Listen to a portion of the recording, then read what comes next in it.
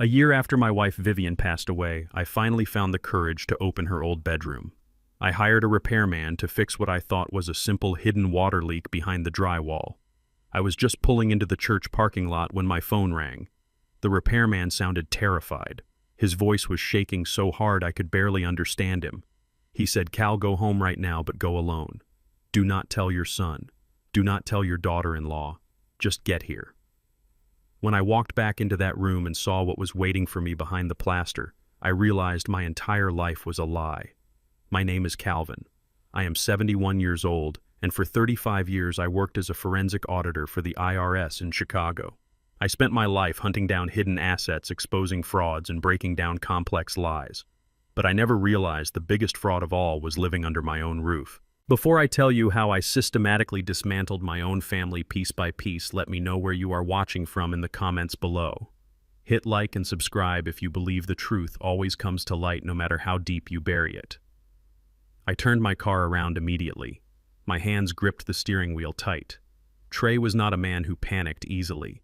He was a 40-year-old contractor, a family friend who had fixed our pipes and wired our lights for over a decade.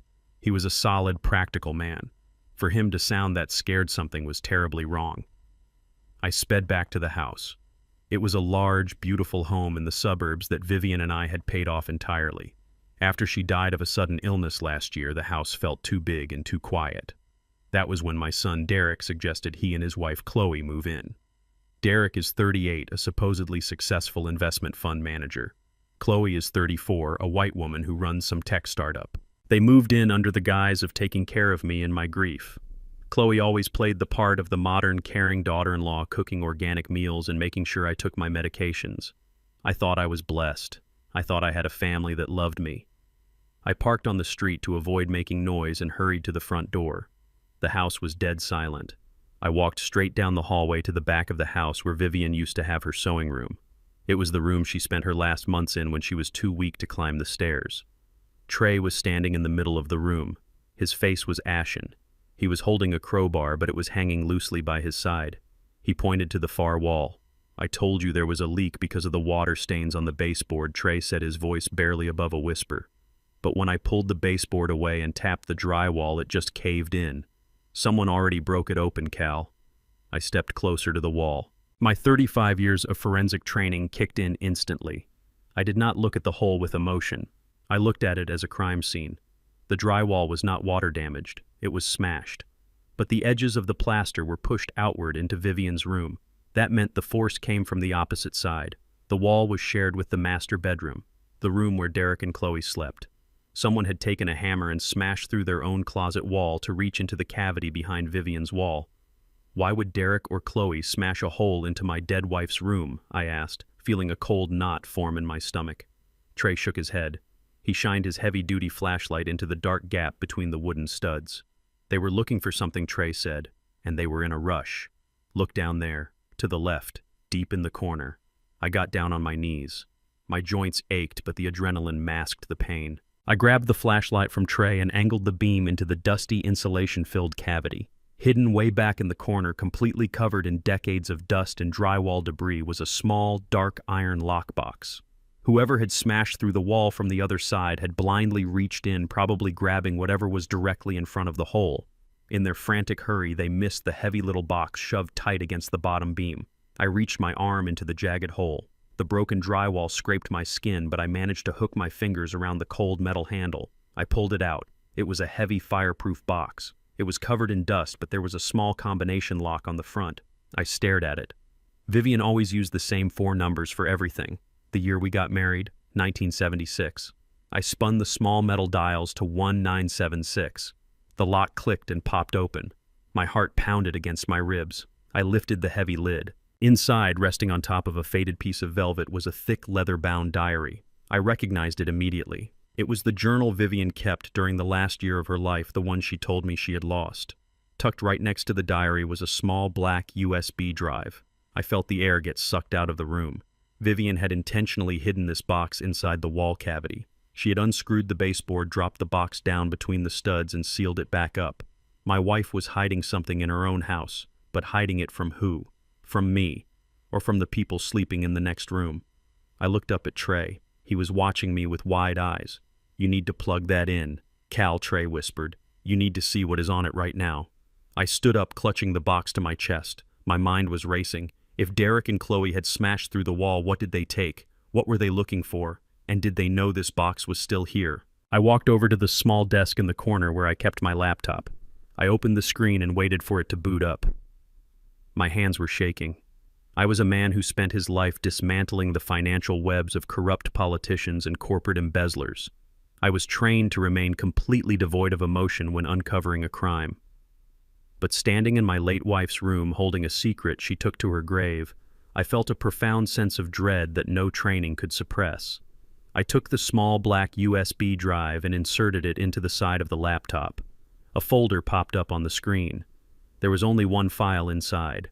It was a video file simply named with the date of Vivian's death. I moved my mouse to double-click the file. I needed to know the truth. But before my finger could press the button, a sound froze the blood in my veins. It was the distinct crunch of heavy tires rolling onto the gravel of our driveway. I rushed to the window and peered through the blinds. A sleek silver Mercedes-Benz had just pulled up. It was Chloe. She was supposed to be at her tech startup office all afternoon, but she was home early. She stepped out of the car carrying her designer bag, looking annoyed as she typed furiously on her phone. Panic seized me. If Chloe walked into the house and saw Trey here, she would know we found the hole in the wall. If she knew we found the hole, she would know we found the box. The element of surprise was the only advantage I had. I slammed the laptop shut and shoved the USB drive deep into my pocket. I grabbed the leather diary and tucked it into the back of my trousers, pulling my sweater down to hide it. I turned to Trey. His eyes were darting from the window to the door. "Grab your tools," I told him, keeping my voice as low and steady as possible. "Get out through the back patio door. Do not let her see your truck. Park down the street and wait for my call. Do not say a word to anyone."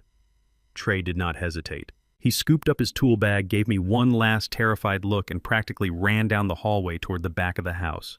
I kicked the broken pieces of drywall under the bed and quickly pushed a heavy armchair in front of the damaged wall to block the view. The heavy oak front door swung open with a loud creak.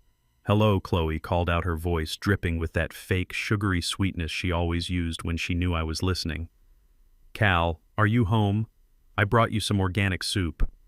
Her high heels clicked sharply against the hardwood floor. They were moving down the hallway, heading straight toward Vivian's room.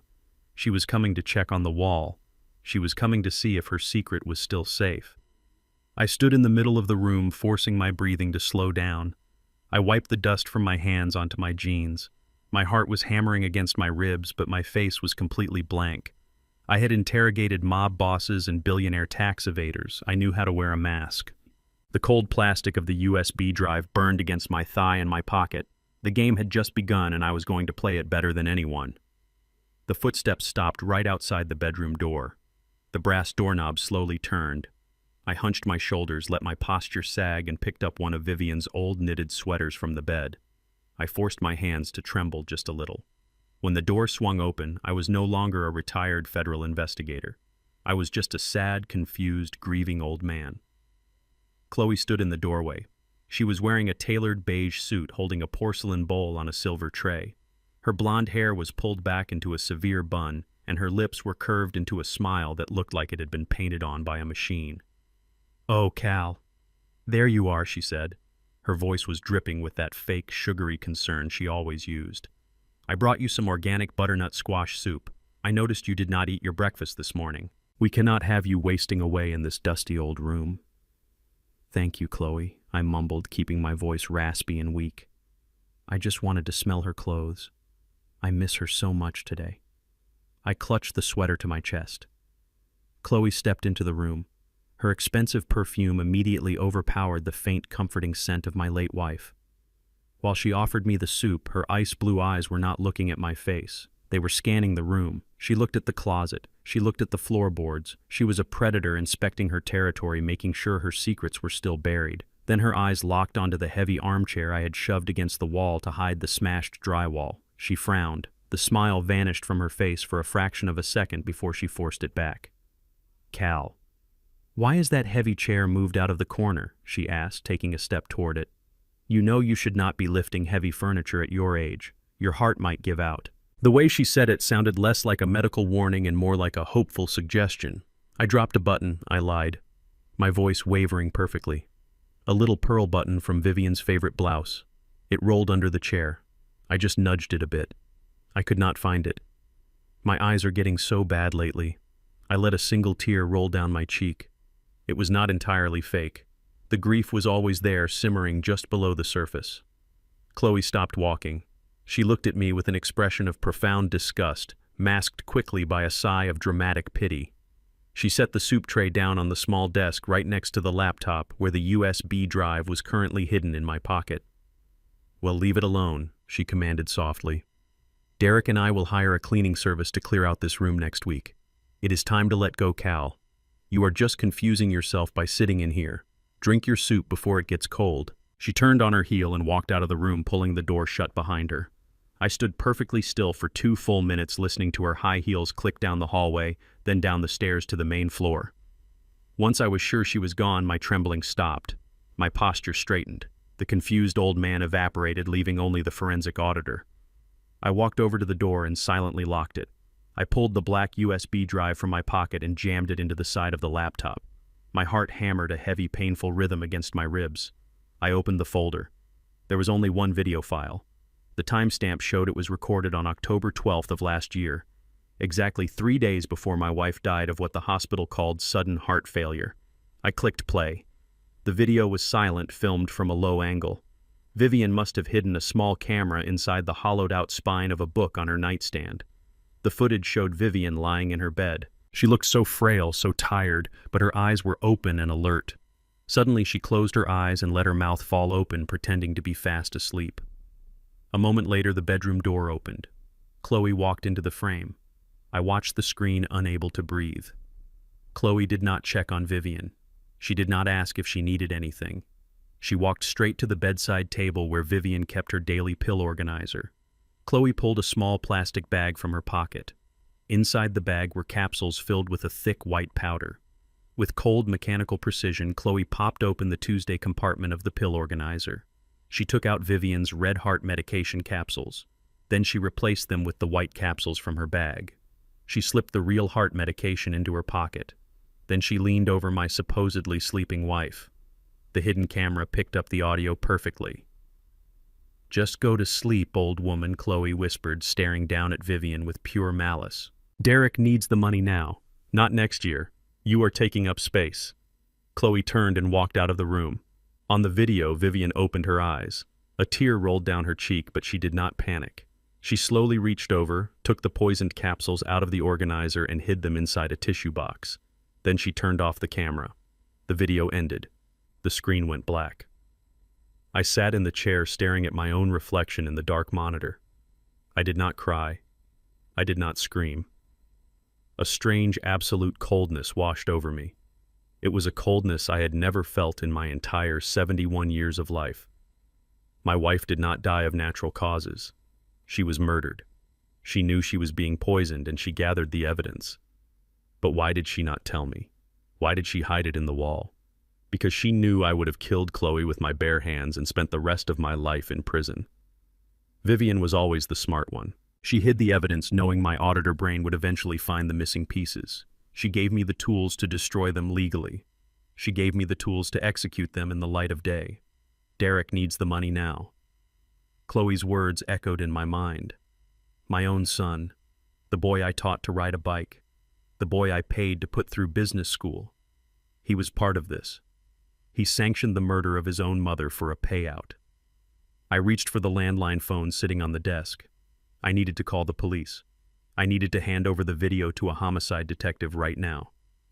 I picked up the receiver and pressed it to my ear. Dead air. There was no dial tone, no static, nothing.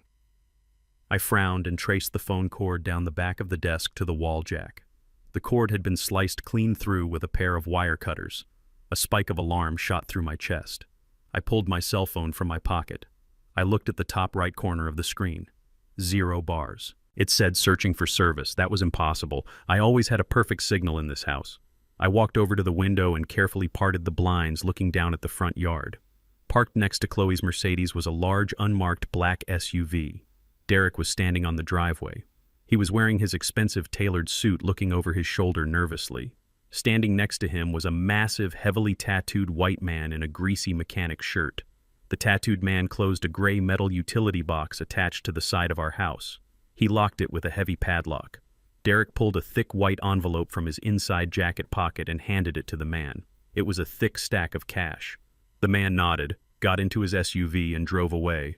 My blood ran like ice water through my veins. I knew exactly what that gray box was. In my years tracking down cartel money launderers, I had seen them before. It was a military-grade signal jammer. They had cut the hard lines and blocked all cellular frequencies. I was completely cut off from the outside world. I could not call the police. I could not call an ambulance. I could not call a taxi. They did not just smash the wall looking for the video. They were preparing for their final move.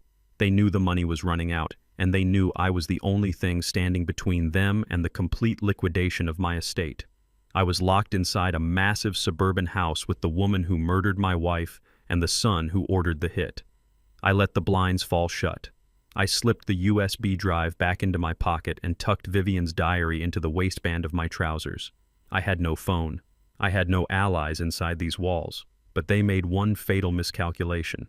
They thought they had trapped a helpless, grieving old man. They did not realize they had just locked themselves inside a cage with a man who had absolutely nothing left to lose. The next morning I woke up before the sun. The house was dead quiet, but the heavy feeling of being trapped in a cage pressed down on my chest. I checked my cell phone. Still no service. The jammer was humming away outside. I knew if I panicked I would lose. I had to stick to the routine. I put on my worn-out sneakers, a faded gray windbreaker, and a baseball cap. I grabbed my wooden walking cane. It was time to play the part of the fading, harmless old man. I shuffled down the stairs, making sure to lean heavily on the banister. Derek and Chloe were already in the kitchen. Chloe was sipping an espresso, scrolling through her tablet while Derek was adjusting his expensive silk tie. They both stopped and stared at me as I dragged my feet across the hardwood floor. "Where do you think you are going so early?" Chloe asked. Her voice had that sickening, condescending tone people use when talking to a toddler. "Just going for my morning stroll," I mumbled, staring blankly at the front door. "My joints are stiff." "Doctor, Sterling said I need to keep the blood flowing." Derek stepped in front of the door, blocking my path. He looked at me with cold, calculating eyes. "You should just stay inside, Dad. You got confused last time and wandered into the neighbor's yard. You need to rest." I forced a weak, trembling smile. "Just around the block, son. Just to the corner and back. I need some fresh air. It smells too much like medicine in here." Derek sighed in exaggerated annoyance and glanced at Chloe. She gave him a tiny nod. "Let him go, Derek. He cannot get far with that cane anyway." Derek stepped aside. "Do not be long," he ordered. I walked out the front door and down the driveway, moving at a painfully slow pace until I turned the corner. The moment their house was out of sight, my posture straightened. The cane stopped touching the ground. My stride became purposeful and swift. I pulled my phone out. Half a mile down the road, the signal bars finally returned. My first instinct was to dial 911, to tell them my son murdered my wife and locked me in a jammed house. But my 35 years at the IRS stopped my thumb from hitting the screen. I was a forensic auditor. I knew how the system worked. If an old man calls the police claiming his wealthy son is a murderer based on a hidden video, the police will knock on the door. Derek will smile, offer them coffee, and show them a piece of paper saying I am suffering from severe delusions.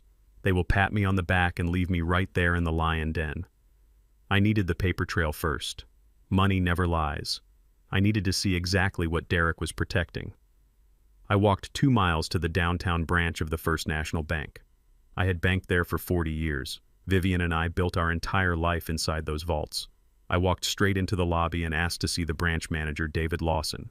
David had been managing my accounts for over a decade. When his secretary ushered me into his glass office, David stood up from his leather chair, but he did not smile. He looked pale, nervous, and profoundly uncomfortable. "Calvin," David said, his voice tight. "What are you doing here? Derek told me you were completely bedridden. I am standing right in front of you, David." I sat down in the chair across from his desk. "I need a full printout of all my accounts, the checking, the savings, and the retirement trust." David swallowed hard.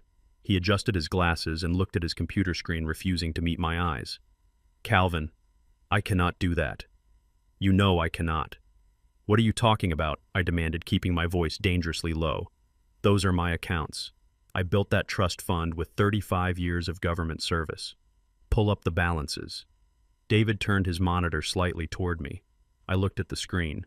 Checking account, $0. Savings account, $0. The joint retirement trust fund that held exactly $1.5 million, $0.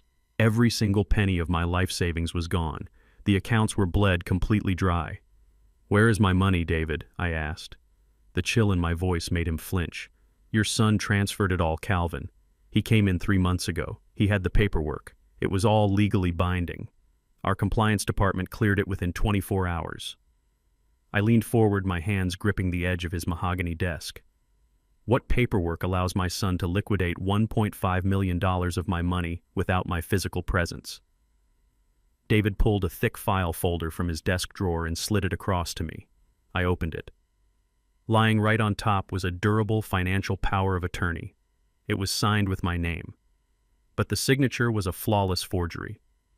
Below that was a medical declaration of incompetence. It was signed by a Dr. Eris Thorne, a neurologist I had never met in my life. The medical document stated that Calvin Sterling was suffering from advanced rapid-onset Alzheimer's disease and was completely unfit to manage his own financial, legal, or medical affairs. I stared at the forged papers. The trap was so much deeper than I had realized. They did not just want to steal from me. They had legally erased my existence. On paper, I was already a ghost. If I went to the police right now, Derek would just pull out these exact documents. The police would look at the zero balances, look at the dementia diagnosis, and dismiss me as a confused old man looking for money he forgot he spent. "Calvin, I am so sorry," David whispered. "Derek said you were going into a highly specialized private care facility in Switzerland. He said the $1.5 million was needed up front for your lifetime medical care. My son is not sending me to Switzerland, David. He is sending me to an early grave." David looked horrified, but before he could speak, I saw another document underneath the medical file. It was a property deed. My property deed. "Why is the deed to my house in this file?" I asked, pulling the paper out. "Vivian and I paid off that mortgage in 2010. We owned that property free and clear." David wiped a bead of sweat from his forehead. "Calvin, it gets worse. Derek did not just take the cash. Using the power of attorney, he took out a commercial mortgage against your house. He leveraged the full equity of the property. How much I demanded. $3 million, David said quietly. He took out a $3 million commercial loan and transferred the funds directly to a corporate account registered to Auratech. That is Chloe Tech startup company. I felt the room spin. Chloe fake tech company was entirely funded by the stolen equity of my home. The home I bought for my wife. The home where we raised our son. They had sucked the blood out of my life savings and then mortgaged the bones of my house to feed their greed. But that is not all of it. David continued, his voice shaking now. The commercial loan had a massive monthly interest payment. Derek has not made a single payment in 6 months. I stared at him, my mind putting the final pieces of the puzzle together. If the payments are in default for 6 months, then the bank is acting on the collateral. David nodded slowly. The foreclosure process is already complete, Calvin. The notices were sent to your house via certified mail. Someone signed for them. The bank officially owns the property now. The sheriff is scheduled to execute the eviction and lock the doors next Tuesday. You have exactly 1 week before you are thrown out onto the street. I sat back in the chair. The utter ruthlessness of it took my breath away. They had stolen my cash. They had stolen the equity of my house. And they stopped paying the loan on purpose. They wanted the bank to foreclose. They wanted the sheriff to come and throw me out.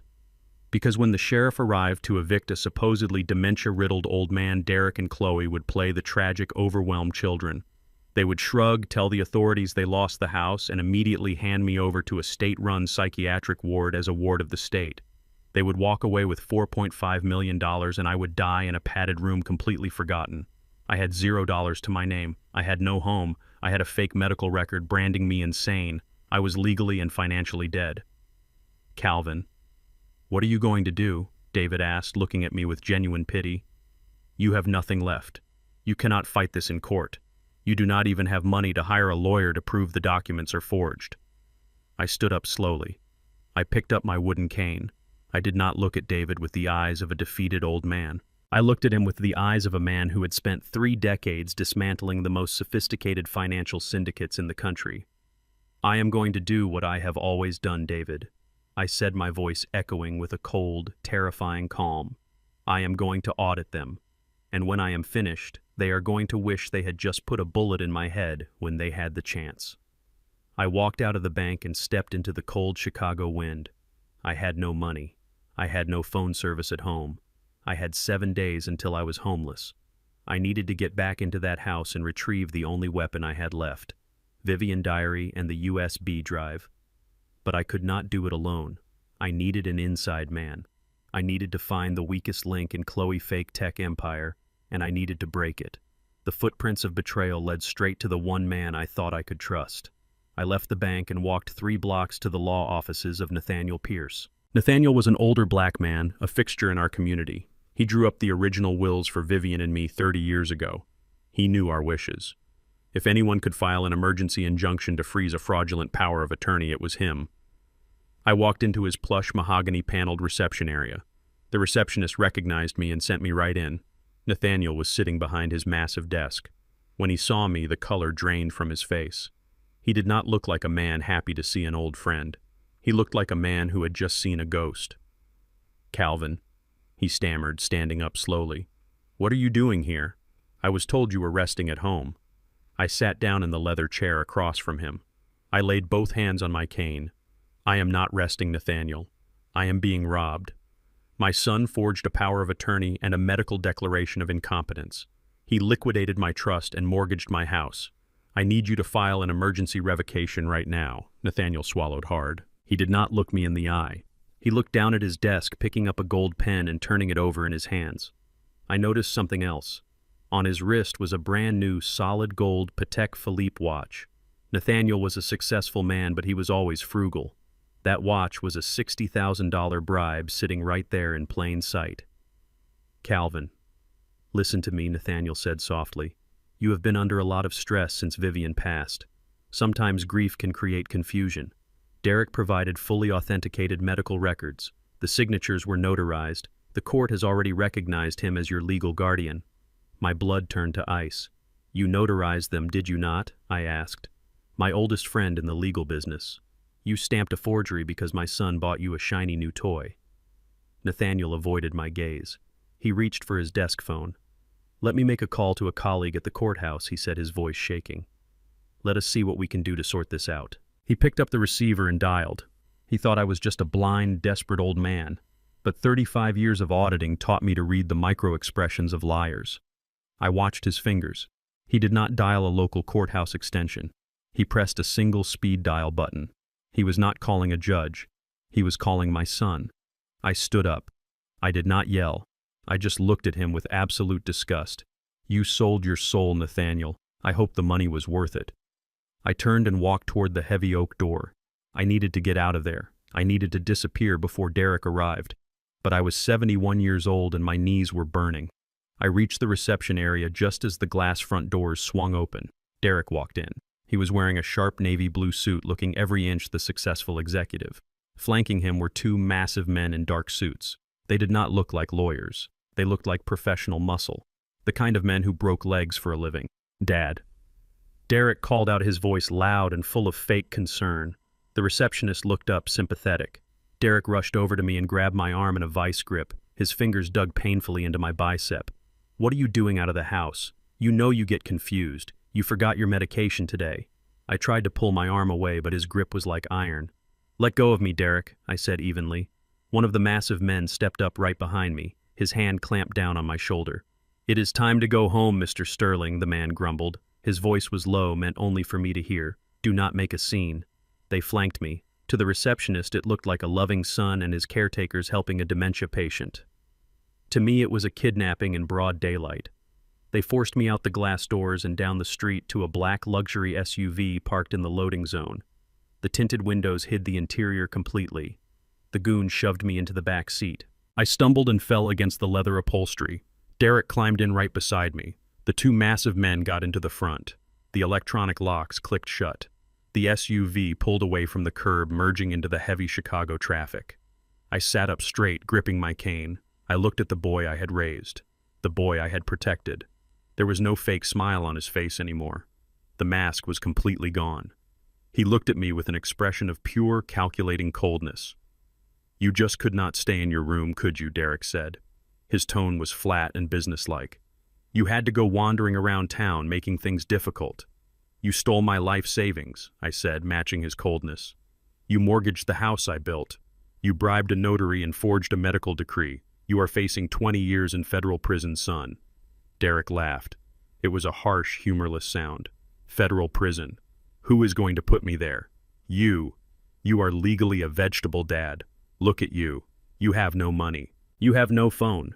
By Tuesday, you will not even have a house. Who is going to believe a word that comes out of your mouth? I stared at him. The sheer arrogance was sickening. He thought he had planned for every variable, but he did not know about the USB drive burning a hole in my pocket. He did not know about the video. I wanted to see how far his rot went. I needed to hear it from him. Is this what your mother and I worked our whole lives for? I asked, keeping my voice steady.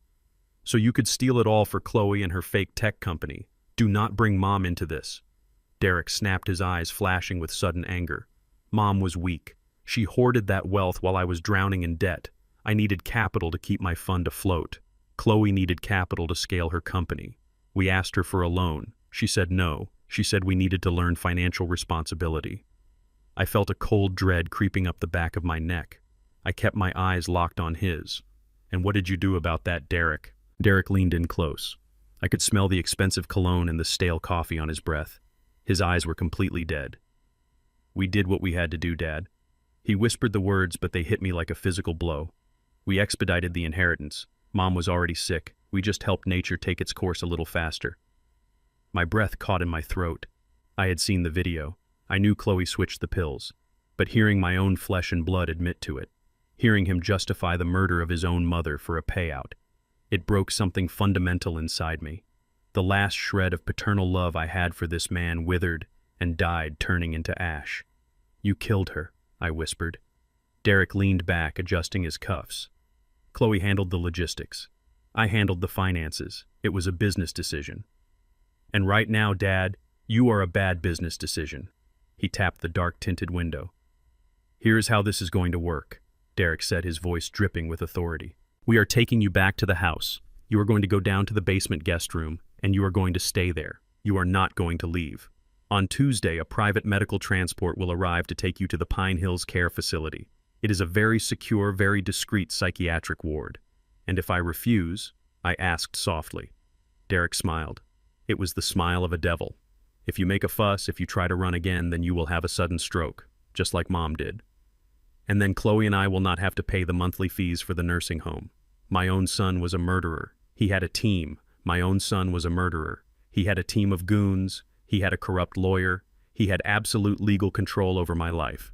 He thought he had completely checkmated me. But he made one critical mistake.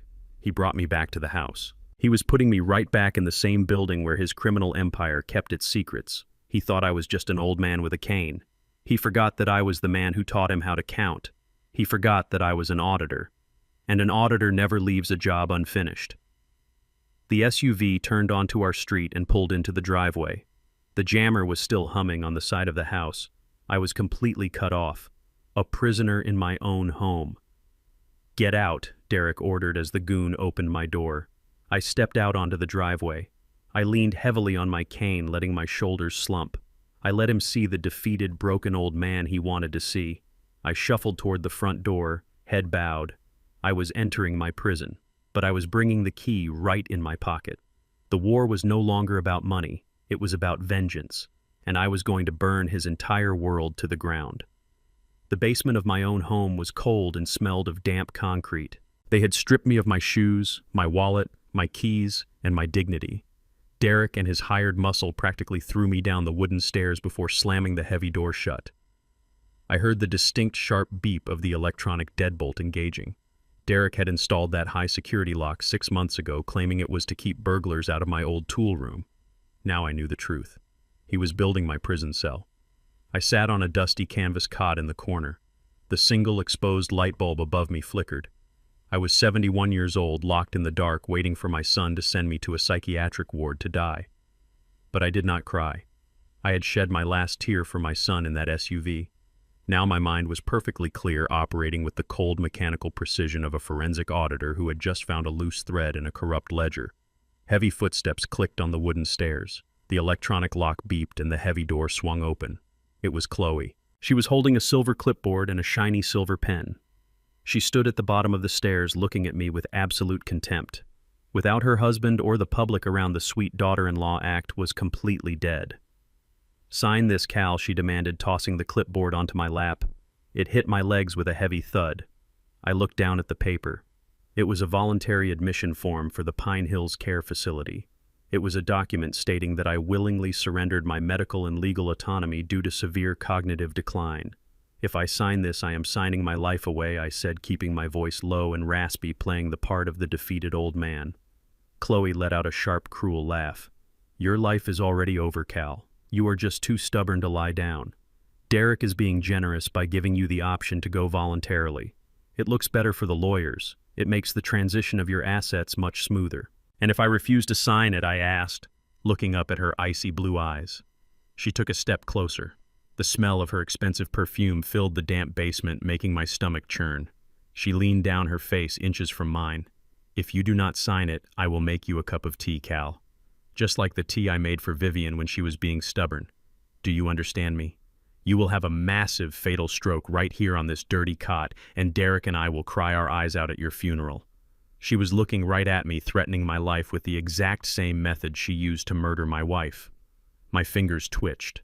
Every primal instinct in my body screamed at me to wrap my hands around her throat and squeeze until her arrogant eyes popped out of her head.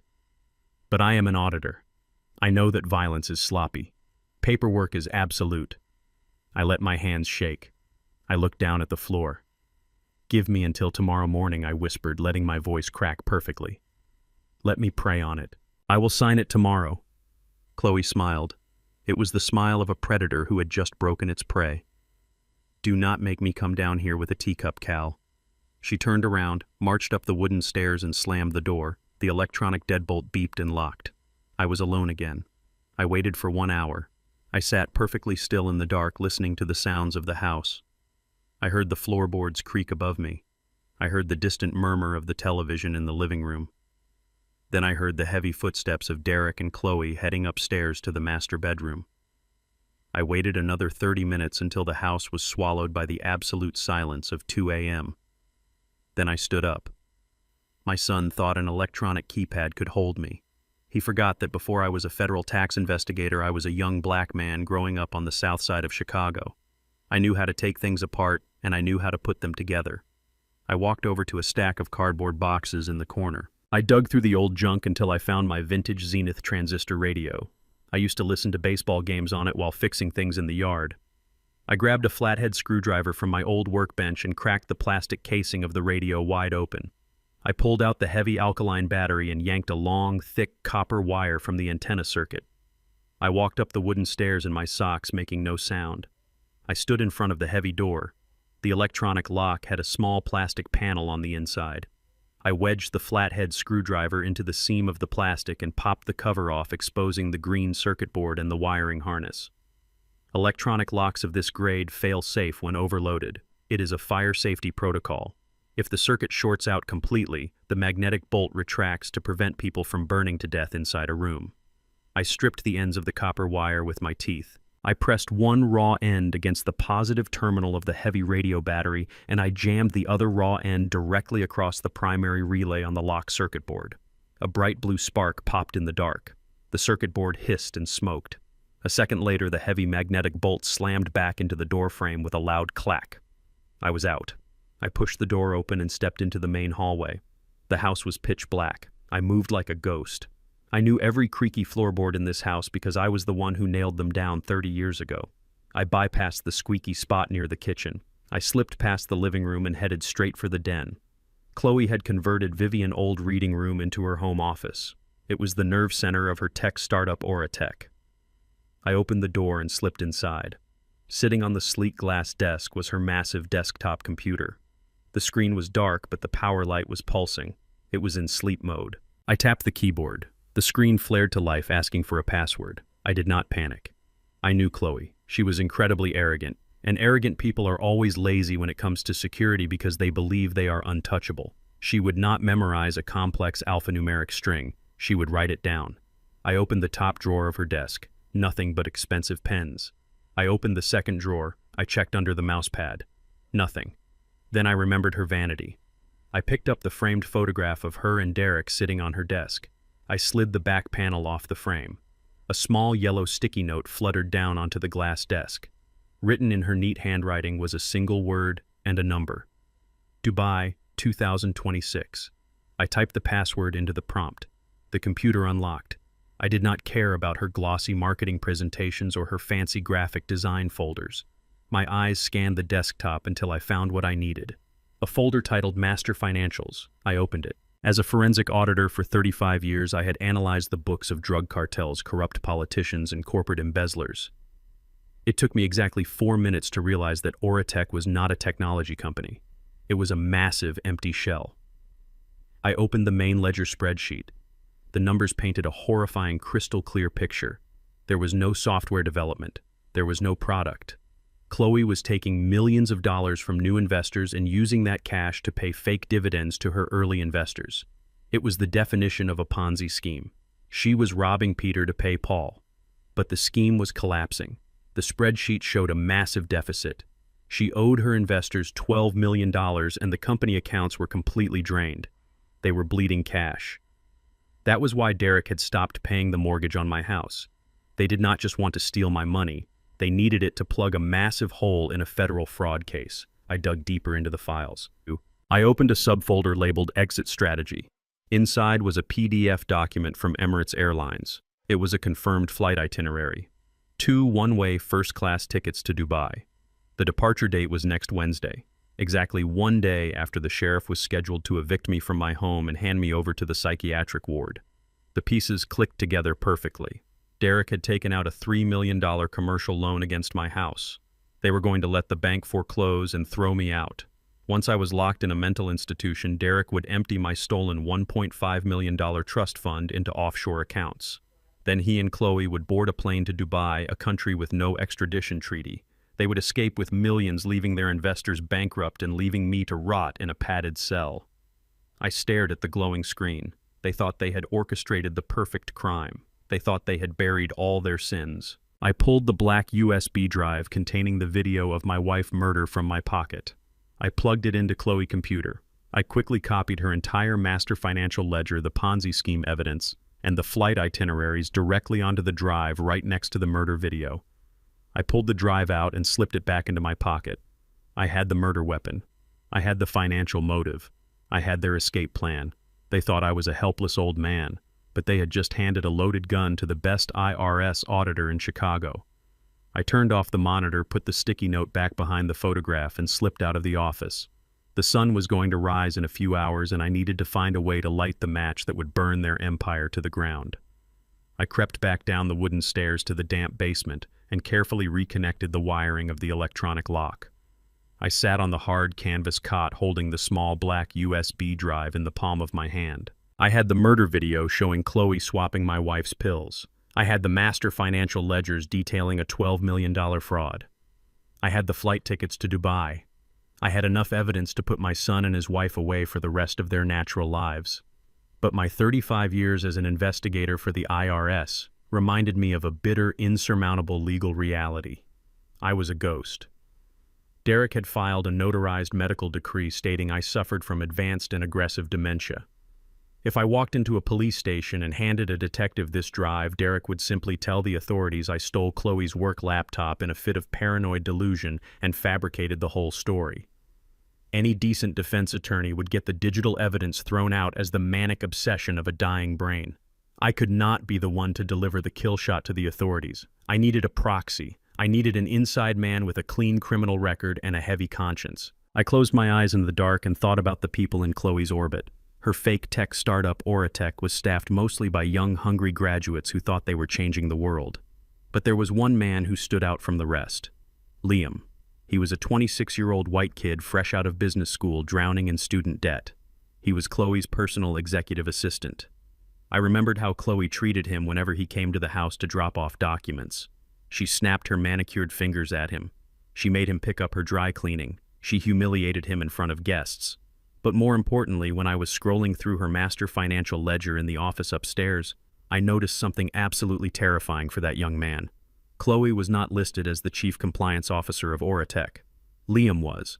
She had forged his digital signature on all the federal regulatory filings. When the Ponzi scheme inevitably collapsed, Chloe and Derek would be drinking expensive champagne in Dubai, and the federal government would kick down Liam's apartment door. He was the designated fall guy. The next morning, the universe gave me my opening. Through the small, dirty basement window near the ceiling, I saw Liam pull his beat-up sedan into the driveway. He was carrying a thick stack of manila folders and a box of expensive pastries for Chloe. I knew Derek was in the shower upstairs and Chloe was locked in her bathroom doing her makeup routine. I quickly hot-wired my basement door again, slipped out quietly, and intercepted Liam in the kitchen just as he walked through the back door. When he saw me standing there, he offered a sad, pitying smile. "Good morning, Cal," he said softly. "Are you feeling okay today? Chloe mentioned you were having a really bad week with your memory." I did not give him the trembling, confused old man routine. I stood up perfectly straight. I looked him dead in the eye and my voice was as sharp and cold as a razor. "I am perfectly fine, Liam," I told him, "but you are facing 20 years in a federal penitentiary." He froze completely. The expensive pastry box slipped from his hands and hit the marble kitchen counter with a dull thud. "What are you talking about?" he stammered, looking around nervously. "Chloe said your mind was going. She said you did not know where you were half the time." I took a step closer, cornering him against the island. "My mind is sharper than yours will ever be, kid. I spent 3 decades auditing financial fraud for the Internal Revenue Service. I know a Ponzi scheme when I see one. Oratech is a massive shell company. Chloe is bleeding $12 million from new investors to pay off the old ones, and she officially named you as the chief compliance officer on all the federal tax documents." All the color drained from his face. His pale skin turned chalk white. He looked like he was going to vomit right there on the kitchen tiles. "I did not sign any compliance forms," he whispered, panic rising in his throat. "I am just her assistant. I have not even been paid my regular salary in 3 months. She keeps telling me the Series B funding round is delayed by the banks." "She is lying to your face," I said coldly. "She and Derek are boarding a first-class flight to Dubai next Wednesday. They are taking all the stolen money and they are leaving you here to take the fall. The feds will seize your bank accounts. They will destroy your future. You will take the blame for the entire $12 million fraud." Liam started to hyperventilate. He grabbed the edge of the granite counter to steady his shaking legs. "What do I do?" he gasped. "I cannot go to jail. I did nothing wrong. I swear to you I did not know they were stealing." I reached into my pocket and pulled out the black USB drive. "I need you to be my courier," I told him, keeping my voice low and urgent. "But first we need to establish an undeniable chain of custody for the authorities. This drive has the internal ledgers, but defense lawyers can argue I manipulated the files on a home computer. I need you to go to the Oratech office right now. Log into the secure central server using your administrator credentials. Download the live transaction history directly onto this drive. Once the live data matches the files I already pulled, the FBI will have an airtight case. They will grant you full immunity as a protected whistleblower." Liam stared at the small black drive resting in my palm. He was terrified of Chloe, but he was far more terrified of the federal government. He reached out with a trembling hand, took the drive, and slipped it deep into his jacket pocket. "I will do it," he whispered frantically. "I am going straight to the office right now." He turned around and practically ran out the back door, leaving the files and pastries behind. I slipped back down to the basement, reconnected the electronic lock, and sat in the dark. Now all I had to do was wait. If Liam succeeded, we would have the final nail for their coffin. 2 agonizing hours passed. I sat on my canvas cot, staring at the blank concrete wall, listening to the muffled sounds of the house. Upstairs, I heard Derek walking heavily across the living room floor. He was pacing back and forth, probably talking on the phone with his corrupt lawyers. Then suddenly, his heavy footsteps stopped dead.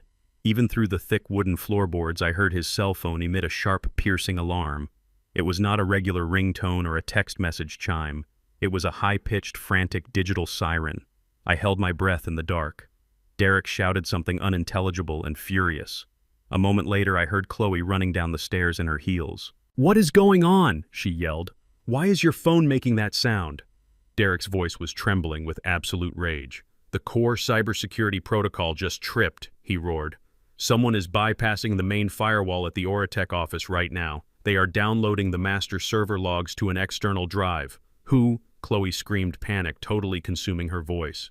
Who is at the office on a Saturday? I heard the sound of keys jangling and a heavy decorative vase being swept off a table, shattering loudly on the hardwood floor. It is Liam, Derek yelled. That stupid little kid is downloading our entire financial history onto a physical drive. He is using his own credentials. My heart plummeted into my stomach. The central server had a real-time fail-safe protocol. I should have anticipated that level of corporate paranoia. Chloe and Derek were amateur criminals in many ways, but they had bought expensive security software to protect their stolen millions. "Call the private security team," Chloe shrieked. "Do not let him leave that building with those files. Lock the doors. I am going there right now myself," Derek snarled. "If he walks out of that lobby with that data, we are dead. We will spend the rest of our lives in prison." The front door slammed shut with such violent force that the entire foundation of the house shook. I heard the tires of Derek's heavy SUV screech against the asphalt as he sped away down the street. I sat in the cold, dark basement, my hands gripping the rigid edge of the cot. Liam was just a scared kid with a USB drive trapped inside a glass office building. Derek was a desperate, ruthless murderer speeding toward him with everything to lose. I had sent that boy directly into a death trap, and I was locked behind a steel door, completely powerless to help him. The heavy thud of Derek slamming the front door echoed through the floorboards above my head. I heard the tires of his SUV screeching against the asphalt as he sped off toward the city. He was going to hunt down Liam. He was taking his private security team men who broke bones and asked questions later to intercept a terrified 26-year-old kid who was holding the only evidence that could put my son behind bars. I had no time to sit in the dark and hope for the best. An auditor does not rely on hope. An auditor relies on assets, leverage, and contingency plans. I grabbed my screwdriver and hot-wired the electronic lock on the basement door for the second time. The magnetic bolt snapped back. I pushed the door open and climbed the wooden stairs as fast as my 71-year-old knees would allow. I bypassed the kitchen and went straight to the utility closet in the laundry room. Derek and Chloe thought they had stripped me of all my resources when they drained my bank accounts, but they did not know the man they were dealing with. When you spend 35 years working for the Internal Revenue Service tracking down hidden wealth, you learn a fundamental truth about survival. Never put all your cash in a place that has a digital footprint. I moved the heavy boxes of laundry detergent aside and knelt on the linoleum floor. I took my flathead screwdriver and wedged it under the loose baseboard in the corner. I pried it away from the wall. Behind the wooden trim was a hollow cavity in the drywall. I reached my hand inside and pulled out a thick vacuum-sealed plastic bag. Inside the bag were 50 crisp $100 bills, $5,000 in untraceable cash. Next to the money was a cheap prepaid cell phone I had bought 3 years ago for emergencies. I powered on the burner phone. It had full battery. I dialed the only man in Chicago who owed me his life and who knew the layout of the downtown tech district well enough to pull off a miracle. Trey answered on the second ring. He sounded exhausted, probably still shaken from finding the smashed wall in Vivian's room the day before. "Trey, I need you right now," I said, keeping my voice sharp and commanding. "Get in your plumbing van and drive to the Oratech building in the financial district. Do not park in the front. Pull into the underground loading dock." "Cal, what is going on?" Trey asked, the panic rising in his voice. "Are you okay? Did they find out you were in the room?" "I am fine, but a kid named Liam is about to be murdered by my son," I told him. "He is downloading the financial records that prove Derek and his wife are running a $12 million fraud. Derek is on his way there with armed men to stop him. You need to get to that loading dock. Liam is a skinny white kid in a cheap suit. He will be running for his life. You open your side door, you pull him in, and you drive him to the Starlight Motel on the outskirts of Joliet." "Cal, this sounds like cartel business," Trey stammered. "I am just a contractor. I cannot mess with armed men." "Listen to me," I said, softening my tone just enough to reach his heart. 10 years ago, when the bank was going to take your house, Vivian and I paid off your arrears. We kept a roof over your daughter's head. I have never asked you for a single favor in return, but I am asking now. Vivian was murdered, Trey. They poisoned her, and this kid is holding the weapon that will hang them for it." The line went dead silent. I could hear Trey breathing heavily. The mention of Vivian's murder struck him like a physical blow. He loved my wife. She used to bake pies for his family every Thanksgiving. "I will be at the loading dock in 12 minutes," Trey said, his voice dropping an octave, replacing fear with cold resolve. I told him I was leaving an envelope with $5,000 in cash tucked inside his spare tool bag that he had abandoned in my backyard shed yesterday. I told him to use the cash to pay for the motel in advance and to buy Liam food and clean clothes. I told him to keep the kid off the internet and away from any windows. I hung up the phone and wiped my fingerprints off the plastic casing. I went to the kitchen and looked at the marble counter. Just as I hoped, when Liam had run out of the house in a blind panic, he had dropped his work bag, but he had deliberately left a small disposable cell phone sitting next to the fruit bowl. It was his backup phone, the one he used to call overseas clients without being tracked by Chloe. I slipped the phone into my pocket. Now I had my own secure line to the outside world. I walked out the back door, slipped the envelope of cash into Trey's tool bag in the shed, and hurried back inside. I went straight down to the basement, pulled the door shut, and carefully reconnected the wiring of the electronic lock. The deadbolt snapped into place, locking me in from the outside. I sat back down on the damp canvas cot and waited. The physical exertion made my chest ache, but my mind was racing. Everything depended on Trey's driving and Liam's speed. 3 agonizing hours passed in the dark. Then I heard the heavy roar of Derek's SUV pulling into the driveway. The engine cut off. The front door of the house flew open and slammed against the wall with the force of an explosion. He got away. Derek screamed. His voice was raw, echoing with an uncontrolled, violent fury. He got out through the service elevator. The security guard said a white plumbing van blew through the parking gate right before we pulled up. I heard a glass smash against the hardwood floor. Chloe was screaming now. Her voice was shrill, completely devoid of her usual polished corporate elegance. How did he know she shrieked? How did that stupid little assistant know to download the master ledgers? He is too cowardly to pull a stunt like this on his own. Someone tipped him off. Someone told him the company was bleeding out. He took everything, Chloe, Derek roared back. He took the flight itineraries. He took the offshore routing numbers. If he goes to the FBI, they will freeze our accounts by Monday morning. We will not even have the money to buy a plane ticket out of the state, let alone Dubai. I sat in the basement listening to their empire crumble. They were turning on each other, tearing at their own throats like cornered animals. I had successfully orchestrated a massive data heist from a locked basement room. Liam was safe in Joliet with Trey. The USB drive was secured.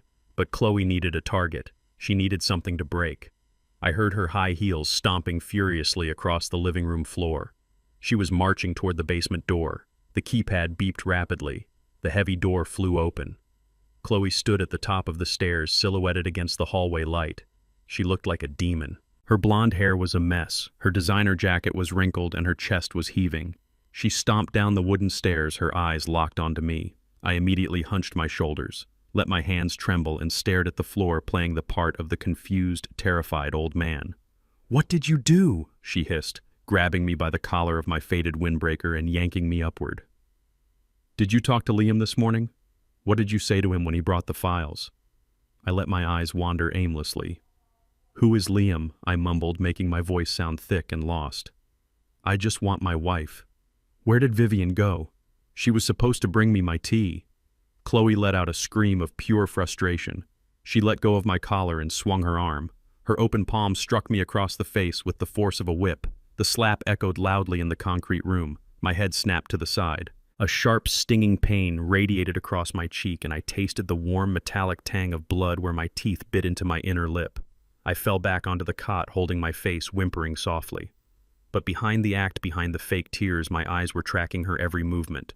I absorbed the hit. I registered the pain, and I added it to her final audit.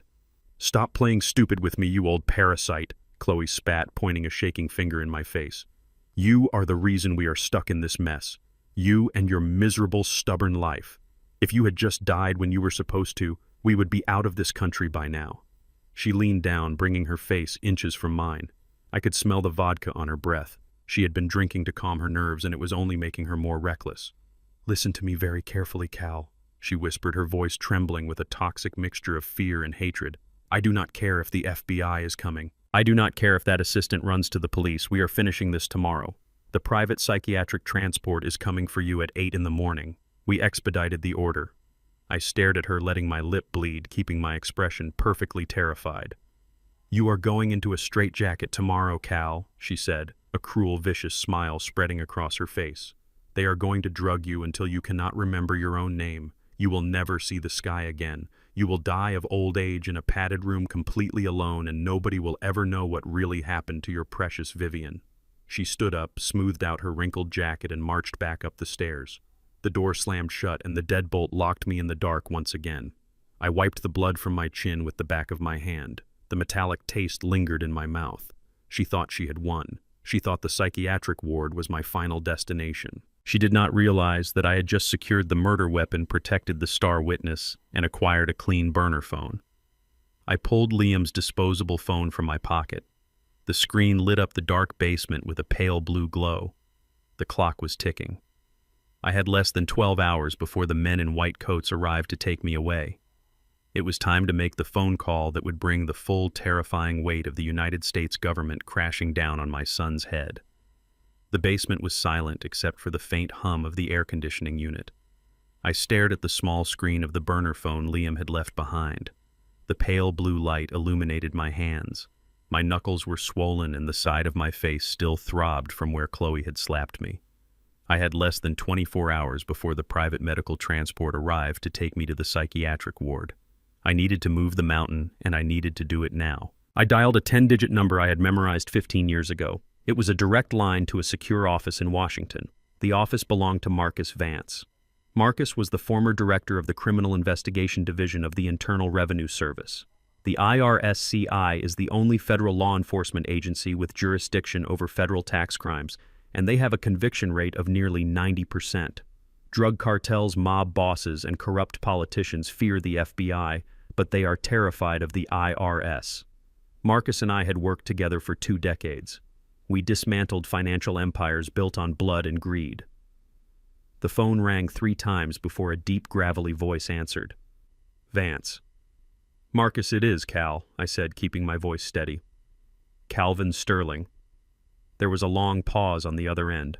Then Marcus spoke, his tone shifting from professional to concerned. "Cal, I thought you retired. I heard about Vivian passing away. I am so sorry, old friend.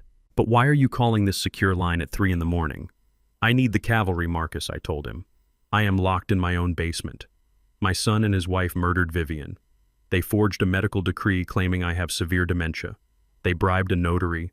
They liquidated my $1.5 million retirement trust. They took out a $3 million commercial mortgage on my house, and they are preparing to flee to Dubai next Wednesday." I could hear the sharp intake of breath on the other end. Marcus was a man who had seen every level of human depravity, but hearing this happening to one of his own men left him temporarily speechless. Cal, Marcus finally said, his voice dropping into that deadly serious tone I knew so well. "Give me the details. Give me the paper trail." I gave him everything.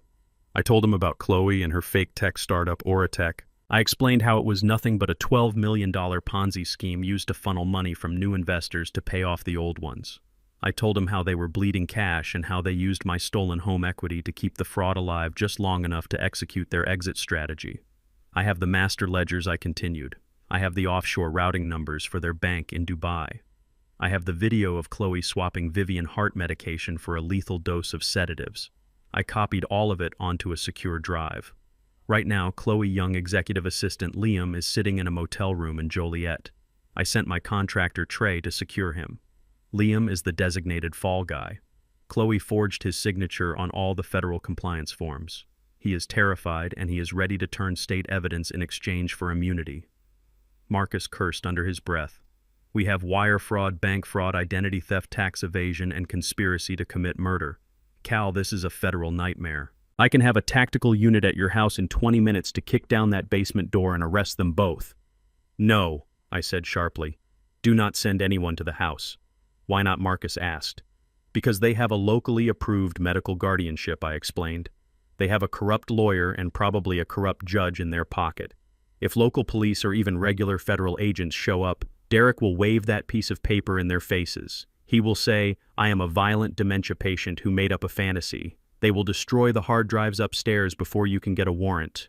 We cannot give them a single inch of breathing room. We need an ironclad, indisputable federal mandate that overrides any local medical decree they forged." Marcus was silent for a moment, processing the legal chess match. "You are right," he admitted.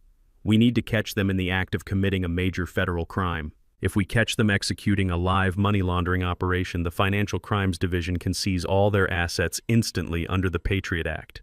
That bypasses the local guardianship completely. We freeze the money, we cut off their escape route, and the murder charges follow right behind.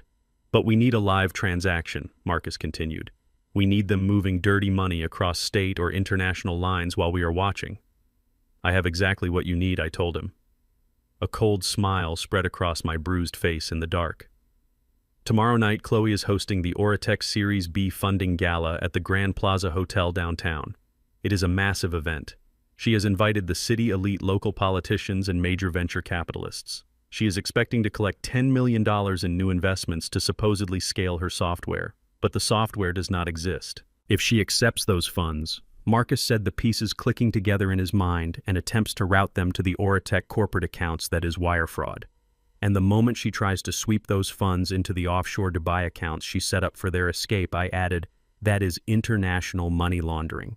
In real time, in front of hundreds of witnesses. It is the perfect trap, Marcus said, the excitement of the hunt bleeding into his voice. I will mobilize the criminal investigation strike team. We will have forensic accountants monitoring the banking nodes. The moment Chloe hits the button to transfer those investor funds, we lock the accounts and raid the gala. But Cal, we need eyes inside that room. We need someone to ensure the transaction happens and to secure the local servers they are using at the event. I will be there, I said. I will be inside the gala. I will have the original USB drive with the murder video and the master ledgers. I will plug it directly into their presentation system. I want the whole world to see exactly who they are. Cal, listen to me, Marcus warned. You just said they expedited a private psychiatric transport for you. They are coming to put you in a straitjacket at 8 o'clock tomorrow morning. How are you going to get to the gala if you are locked in a padded room? I looked at the heavy basement door. My mind was already 3 steps ahead. Do not worry about the transport, Marcus. I have a plan for that too. Just have your agents ready at the Grand Plaza Hotel tomorrow night. And Marcus, tell your team to wear their best suits. It is going to be a very elegant execution. I will see you tomorrow, Cal. Stay sharp, Marcus said, and the line disconnected.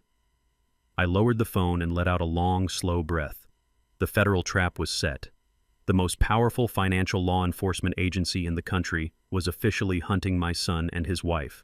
But to make it to the gala, I had to survive the morning. I had to let them think they had won. I had to walk willingly into the hands of the men coming to lock me away. I closed my eyes and leaned my head back against the concrete wall. They thought they were sending me to the graveyard. They did not know I was going to use their own hearse to drive straight to the battlefield. The basement door clicked open at exactly 8 o'clock in the morning. Heavy boots marched down the wooden stairs. I sat on the edge of the damp canvas cot, my shoulders slumped, my hands resting weakly on the handle of my wooden cane. I stared blankly at the concrete floor. 2 men in white medical scrubs stood at the bottom of the stairs. They looked like bouncers, thick and muscular, carrying a heavy canvas restraint jacket over one arm. Derek and Chloe walked down right behind them. They were already dressed for their grand evening. Derek wore a custom-tailored tuxedo that probably cost more than a reliable used car. Chloe was zipped into a sleek black evening gown, her neck dripping with diamonds she bought using my stolen credit cards. They looked like royalty descending into a dungeon. Chloe stepped forward and crossed her arms. Her ice-blue eyes scanned me with absolute disgust. Well, Cal, your ride is here. The facility is expecting you. They have a nice quiet room ready, no sharp objects, no windows you can open. You will finally get the rest you desperately need. I did not look up. I let my hands shake slightly. I mumbled that I just wanted my wife. I asked if Vivian was coming with me. Derek sighed loudly, adjusting his expensive silk cuffs. He is completely gone, Chloe. Let them take him. We have a $10 million gala to host tonight. I cannot have his pathetic whining ruining my focus. The 2 orderlies stepped forward. They grabbed me by the arms, pulling me up from the cot. I did not resist. I let my legs drag. I made myself heavy, clumsy, and completely docile. I let them guide me up the stairs through the kitchen and out the front door. The morning air was sharp and cold. A white transport van with tinted windows idled in the driveway. The engine rumbled. I shuffled toward the back doors. Chloe called out from the porch. Goodbye, Cal. Do not cause trouble for the nurses. I let them lift me into the back of the transport. They strapped me into a heavy leather seat bolted to the floor. The heavy metal doors slammed shut, plunging the back of the van into shadows.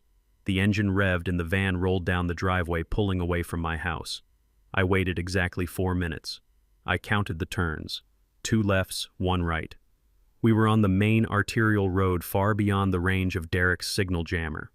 The transport van had a metal wire mesh separating the patient cabin from the driver's seat. There was only one orderly in the back with me, a younger guy with a shaved head who was busy scrolling through his smartphone. The driver was navigating the heavy morning traffic. I stopped shaking. I straightened my spine. I reached down to my left foot and unlaced my worn-out sneaker. I pulled the shoe off, reached under the thick orthotic insole, and pulled out a heavy object wrapped in a dark cloth. I unwrapped it. It was a vintage 1976 Rolex day date, solid 18-karat gold. It was the anniversary gift Vivian bought me when I made senior investigator at the IRS. It was the only asset I had left that Derek did not know about because I never wore it. I kept it hidden for a rainy day. I tapped my wooden cane hard against the metal mesh. The sound echoed loudly in the confined space. The orderly in the back jumped, dropping his phone. "Hey, sit still, old man," he snapped. I looked directly into his eyes. My voice was no longer the raspy, confused whisper of a dementia patient. It was the deep, commanding tone of a federal agent. "Tell the driver to pull over right now," I ordered. The orderly frowned, stepping toward me. "Listen, buddy, you are confused. You are going to a facility." I held up the heavy gold Rolex. The morning light filtering through the tinted windows caught the gold bezel. It gleamed perfectly. "I am not confused," I told him calmly. "I am a retired federal tax investigator. The people who hired you are currently under investigation for a $12 million federal fraud. By transporting me against my will, you are actively participating in a kidnapping and conspiracy. However, if you tell your driver to change his route, you walk away with this watch. It is worth $30,000 cash on the secondary market. That is more than both of you make in a year." The orderly stared at the watch. He looked at my face. He saw no confusion, no dementia, only absolute cold authority. He swallowed hard. He turned to the wire mesh and banged his fist against it. "Hey, Marcus, pull over. Pull over right now." The van swerved onto the shoulder and jerked to a stop. The driver slid the partition window open. "What is the problem back there?" the driver asked. I held the Rolex up to the window. "Change of destination, gentlemen. You are taking me to the Dirksen Federal Building downtown. You drop me at the front steps, you take the watch, and you forget you ever saw me today. Or you take me to the psychiatric ward, and I guarantee you will both be sitting in federal prison by Monday morning. The choice is yours." The driver stared at the gold watch, then looked at the orderly. The orderly nodded. The driver threw the van back into gear and merged onto the highway, heading straight for downtown Chicago. 30 minutes later, the white transport van pulled up to the imposing concrete pillars of the federal building. I unbuckled my restraints, handed the heavy gold watch through the partition window, and stepped out onto the sidewalk. I did not look back as the van sped away. I had sacrificed my last piece of Vivian, but it was a necessary casualty of war. I walked through the heavy glass doors, passed through the security metal detectors, and took the elevator up to the 12th floor. The Internal Revenue Service Criminal Investigation Division. Marcus Vance had made the calls. The receptionist was expecting me. She immediately escorted me into a secure conference room. Waiting for me at the heavy mahogany table was a federal magistrate judge and 3 senior IRS forensic accountants. They had the paperwork prepared exactly as I had requested over my burner phone the night before. "Calvin, it is good to see you," the lead accountant said, pushing a thick stack of documents across the table. "We reviewed the master ledgers you intercepted from your daughter-in-law. It is a textbook Ponzi scheme, but we need to secure your assets before we spring the trap tonight." I sat down and pulled a pen from my pocket. "Let us execute the maneuver," I said. "Here's the beauty of the law. Derek had used a forged power of attorney to declare me incompetent and take out a $3 million commercial mortgage against my house. But because he did it fraudulently, the house was technically still under my legal ownership. A local judge had approved his guardianship based on fake medical records, but a federal mandate supersedes local jurisdiction. By physically standing in a federal building, proving my cognitive competence to a federal judge, I immediately invalidated Derek's fraudulent guardianship. But I was not just reclaiming my property, I was turning it into a weapon. I looked at the documents. It was a voluntary asset seizure and donation agreement. As a former senior auditor, I knew exactly how to trigger an immediate, undeniable federal lien. I had spent the last 48 hours mathematically fabricating a massive complex tax evasion debt under my own name, listing Derek as my primary financial manager and co-conspirator. I signed my name on the dotted line. With that single stroke of a pen, I legally surrendered my house, my empty trust fund accounts, and my entire estate directly to the United States Treasury Department to offset the phantom tax debt. The implications were utterly devastating for my son. The moment I signed that paper, my house became federal property.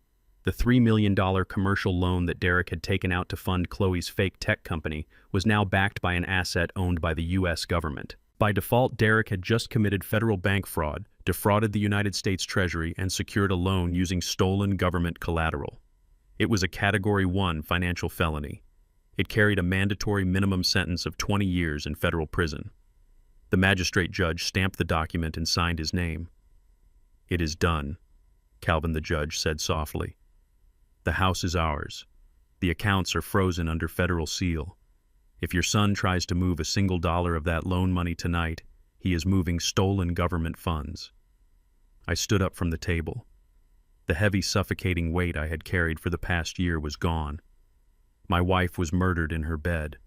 My son had sold his soul for a payout. I had lost my home, my savings, and my family. But I had gained absolute terrifying leverage. I walked out of the federal building and stepped back into the cold Chicago air.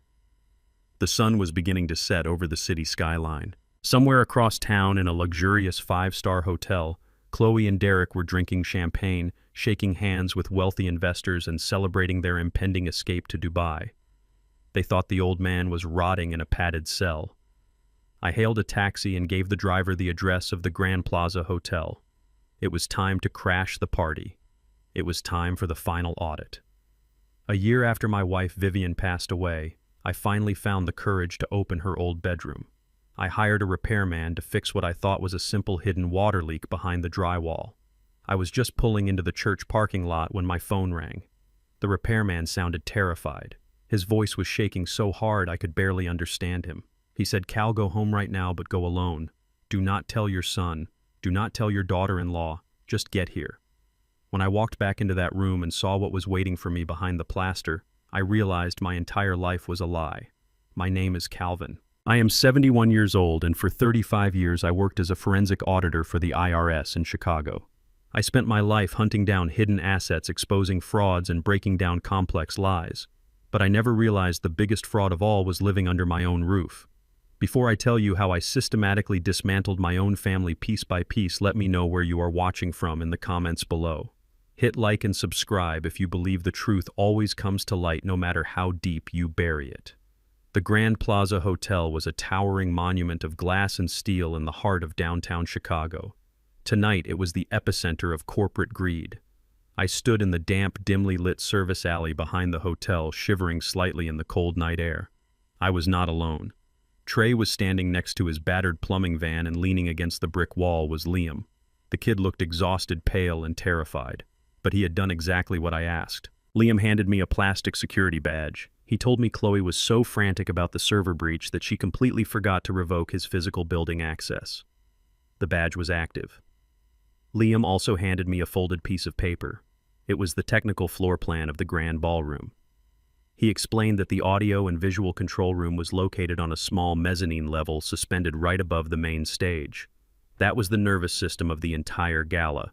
Whoever controlled that room controlled the massive LED screens and the sound system for the entire event. Trey tossed me a bundle of dark gray fabric. It was a standard hotel maintenance uniform. I stripped off my windbreaker and stepped into the heavy canvas coveralls. I pulled a faded blue baseball cap down low over my eyes. I looked down at my hands. They were the hands of a 71-year-old man, weathered and scarred from decades of hard work.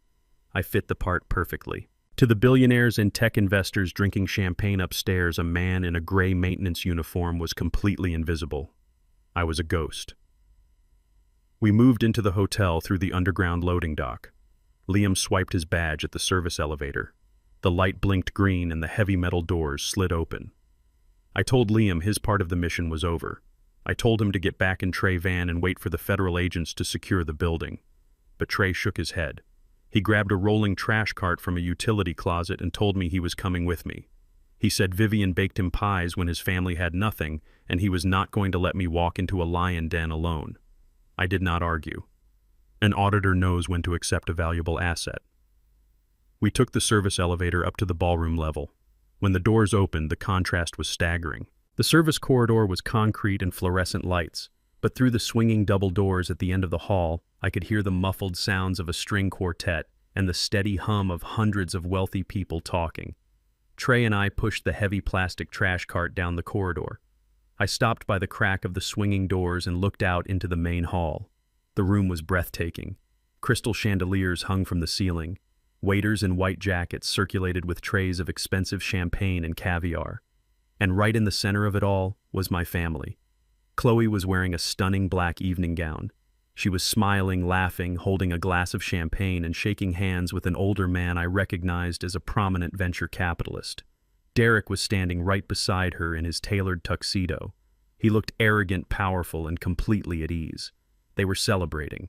They believed the transport van had locked me in a padded cell hours ago. They believed they had outsmarted the system, murdered my wife, stolen my house, and secured their $10 million payday. They were toasting to their own genius. I felt a cold, hard knot form in my chest. The anger was there, but I pushed it down. Anger makes you sloppy. Precision gets the job done. I checked the floor plan Liam gave me. The access door to the mezzanine stairs was located at the end of a long hallway right past the VIP restrooms. I told Trey to hold position by the catering doors. I gripped the handle of my mop bucket, kept my head down, and pushed it into the carpeted hallway leading to the restrooms. The hallway was quiet. I was 10 feet away from the stairwell door. My hand was reaching into my pocket to grab my lock-picking tools. Then the heavy wooden doors of the main ballroom swung open behind me. I heard Derek's voice. He was talking loudly on his cell phone. He told whoever was on the other end to make sure the Dubai routing numbers were primed and ready to receive a massive wire transfer by midnight. His heavy footsteps were coming fast down the hallway. He was heading straight for the restroom. I was trapped. I could not turn around and I could not outrun him to the stairwell. I had only one choice. I pushed the mop bucket forward and pushed open the door to the men's restroom, stepping inside just seconds before he reached me. The restroom was massive, lined with marble sinks and gold mirrors. I moved to the furthest sink in the corner, grabbed my mop, and started pushing it rhythmically across the pristine tile floor. I pulled the brim of my baseball cap down so far it almost touched my nose. I hunched my shoulders and tried to make myself look as small and insignificant as possible. The door swung open. Derek walked in. He was still on the phone. He sounded irritated.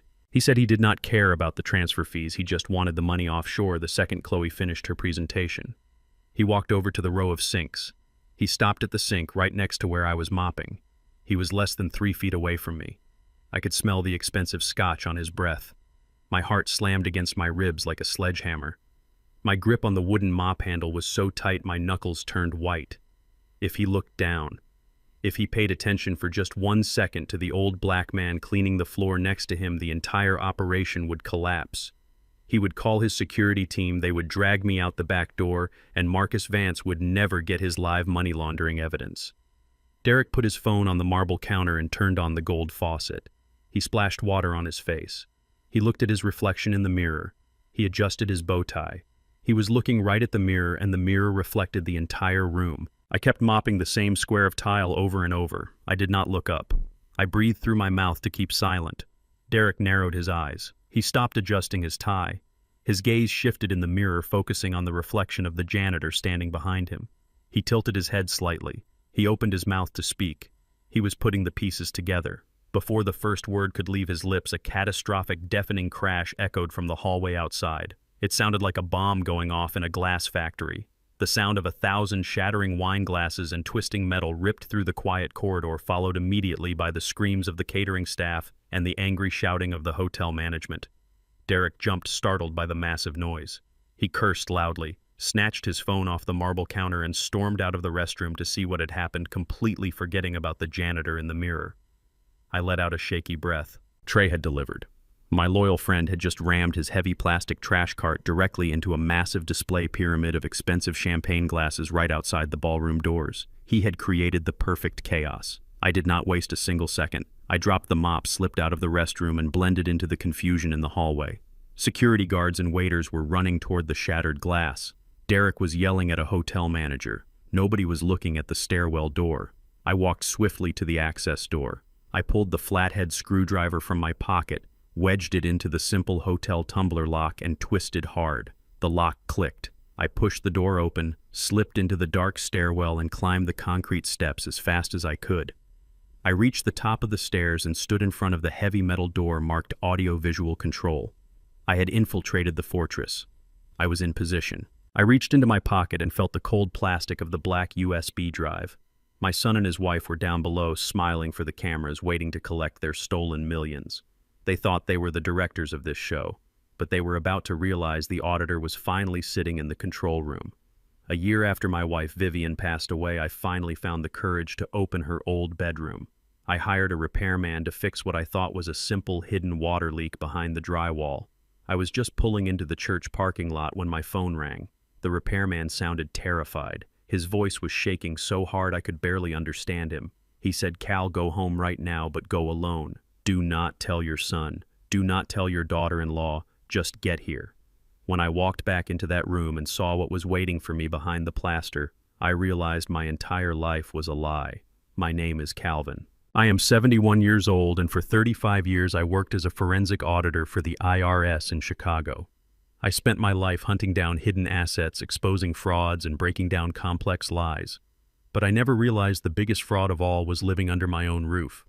Before I tell you how I systematically dismantled my own family piece by piece, let me know where you are watching from in the comments below.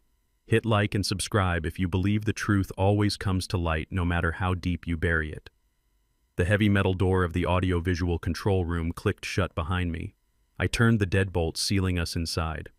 The room was dark, bathed only in the blue and green glow of dozens of high-end monitors and sound mixing boards.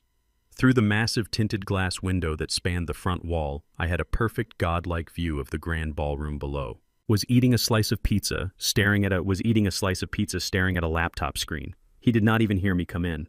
I stepped forward into the glow of the monitors. I reached out and tapped him firmly on the shoulder. The young man jumped, nearly choking on his food.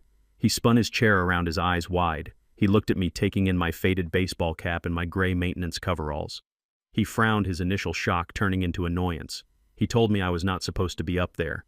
He said this was a restricted technical area and ordered me to leave before he called security. I did not move. I reached into the deep pocket of my coveralls. I did not pull out a weapon. I pulled out a thick stack of $100 bills. It was the remaining $5,000 from the stash I had hidden in my laundry room. I tossed the stack onto the mixing console right next to his half-eaten pizza. The technician stared at the money, completely confused. He asked me what this was about. I took off my baseball cap and looked down at him. My voice was calm, deep, and completely devoid of any emotion. I told him his name was Jason. I told him he was the lead independent IT contractor for Oratech. I told him he built the secure server architecture for Chloe and Derek, and that he personally maintained the firewall that my associate had to breach just a few hours ago. Jason went completely pale. He tried to stand up, but I put my heavy hand on his shoulder and forced him back into the chair. I told him I was a retired senior criminal investigator for the Internal Revenue Service. I explained that Oratech was a $12 million Ponzi scheme. I told him the federal government was currently freezing every bank account associated with the company. Then I leaned in close so he could hear every single word clearly over the muffled sound of the orchestra playing below. I told Jason that because his digital signature was on the automated emails sending fake dividend reports to investors, the federal prosecutor was going to charge him as a knowing accessory to massive wire fraud. I told him the mandatory minimum sentence for his level of involvement was 10 years in a federal penitentiary. Jason started to shake. He raised his hands, his voice cracking. He swore he did not know anything about a Ponzi scheme. He said he was just hired to build a payment portal and keep the servers running. He said Chloe paid him under the table and told him not to ask questions. I looked at him with the cold, calculating eyes of a man who had interrogated hundreds of corporate criminals. I told him I believed him, but I also told him the federal judge would not care, unless he took my offer. I pointed to the stack of cash on the console. I told Jason he had exactly two choices. Option 1, he could hit the security panic button on his desk. Derek would send his armed men up here, and when the FBI raided the building in less than an hour, Jason would be arrested as a co-conspirator. Option 2, he could put the $5,000 in his pocket, walk out the back fire escape, and disappear into the night. I promised him that if he chose option 2, I would personally wipe his administrative logs from the central server before the federal agents seized the hard drives. He would be completely erased from the crime. Jason did not even hesitate. He grabbed the stack of cash, shoved it into his jacket pocket, and scrambled out of the chair. He did not say a single word. He unlocked the heavy metal door, slipped out into the stairwell, and ran down the concrete steps like his life depended on it. Because it did. I locked the deadbolt again. I was alone in the control room. I sat down in the plush leather chair facing the massive tinted window. I looked down at the ballroom. The lights were beginning to dim. The string quartet stopped playing. A hush fell over the hundreds of wealthy investors, politicians, and socialites gathered at the tables below. I took the small black USB drive out of my pocket. It felt heavy in my hand. It held the truth. It held the brutal, undeniable reality of what my son and his wife had done to the woman I loved. I plugged the drive directly into the master presentation server on the desk. The computer recognized the drive immediately. I opened the folder. I bypassed the glossy fake promotional videos Chloe had queued up for her presentation. I routed the master video feed directly to the massive 500-inch LED screens flanking the main stage. I linked the audio output to the primary surround sound amplifiers. I set the murder video to full screen. I maximized the volume levels. I paused it at the exact moment Chloe walked into my dying wife's bedroom. Down below, a brilliant white spotlight hit the center of the stage. Chloe walked out from behind the velvet curtains. The crowd erupted into polite applause. She looked absolutely radiant. Her black evening gown caught the light. The diamonds around her neck sparkled. They were Vivian diamonds, the ones she stole from my safety deposit box. Derek was standing at the edge of the stage, watching her with a proud, arrogant smile. He had his phone in his hand, probably waiting for the notification that the $10 million in new investor funds had successfully cleared the offshore accounts in Dubai. He thought he had won. He thought he was untouchable. Chloe stepped up to the crystal podium and adjusted the microphone. Her voice echoed clearly through the monitor speakers in my control room. She sounded so confident, so perfectly poised. She thanked the elite guests for coming. She talked about the vision of Oratech. She spun a beautiful, complex web of lies about artificial intelligence and global connectivity. But then she shifted her tone. She lowered her voice, making it sound soft and vulnerable. She was executing the emotional manipulation phase of her pitch. She told the audience that building this company had required massive personal sacrifice. She said her greatest inspiration was her beloved mother-in-law, Vivian, who had tragically passed away last year after a sudden heartbreaking illness. Chloe actually forced a tear to roll down her cheek. It was a masterful performance. She reached up and elegantly wiped the fake tear away. The audience was completely silent, captivated by her emotional display. She told the crowd that watching her mother-in-law fade away made her realize how precious time is. She said Vivian's legacy of love and generosity was the foundation upon which Oratech was built. She asked the investors to honor that beautiful legacy tonight by funding her vision for the future. My jaw clenched so hard my teeth ached. The sheer, unadulterated evil of this woman standing on a stage using the memory of the woman she murdered to steal millions of dollars was beyond anything I had ever witnessed in my career. "I would like to share a short video with you all," Chloe said, her voice trembling with manufactured emotion. "A video that shows the true heart of our mission." She raised a small wireless presentation clicker in her hand. She pointed it toward the control room. She prepared to press the button that she thought would play her fake corporate montage. Up in the dark, isolated control room, I leaned forward. I placed my weathered, scarred index finger directly over the Enter key on the master console keyboard.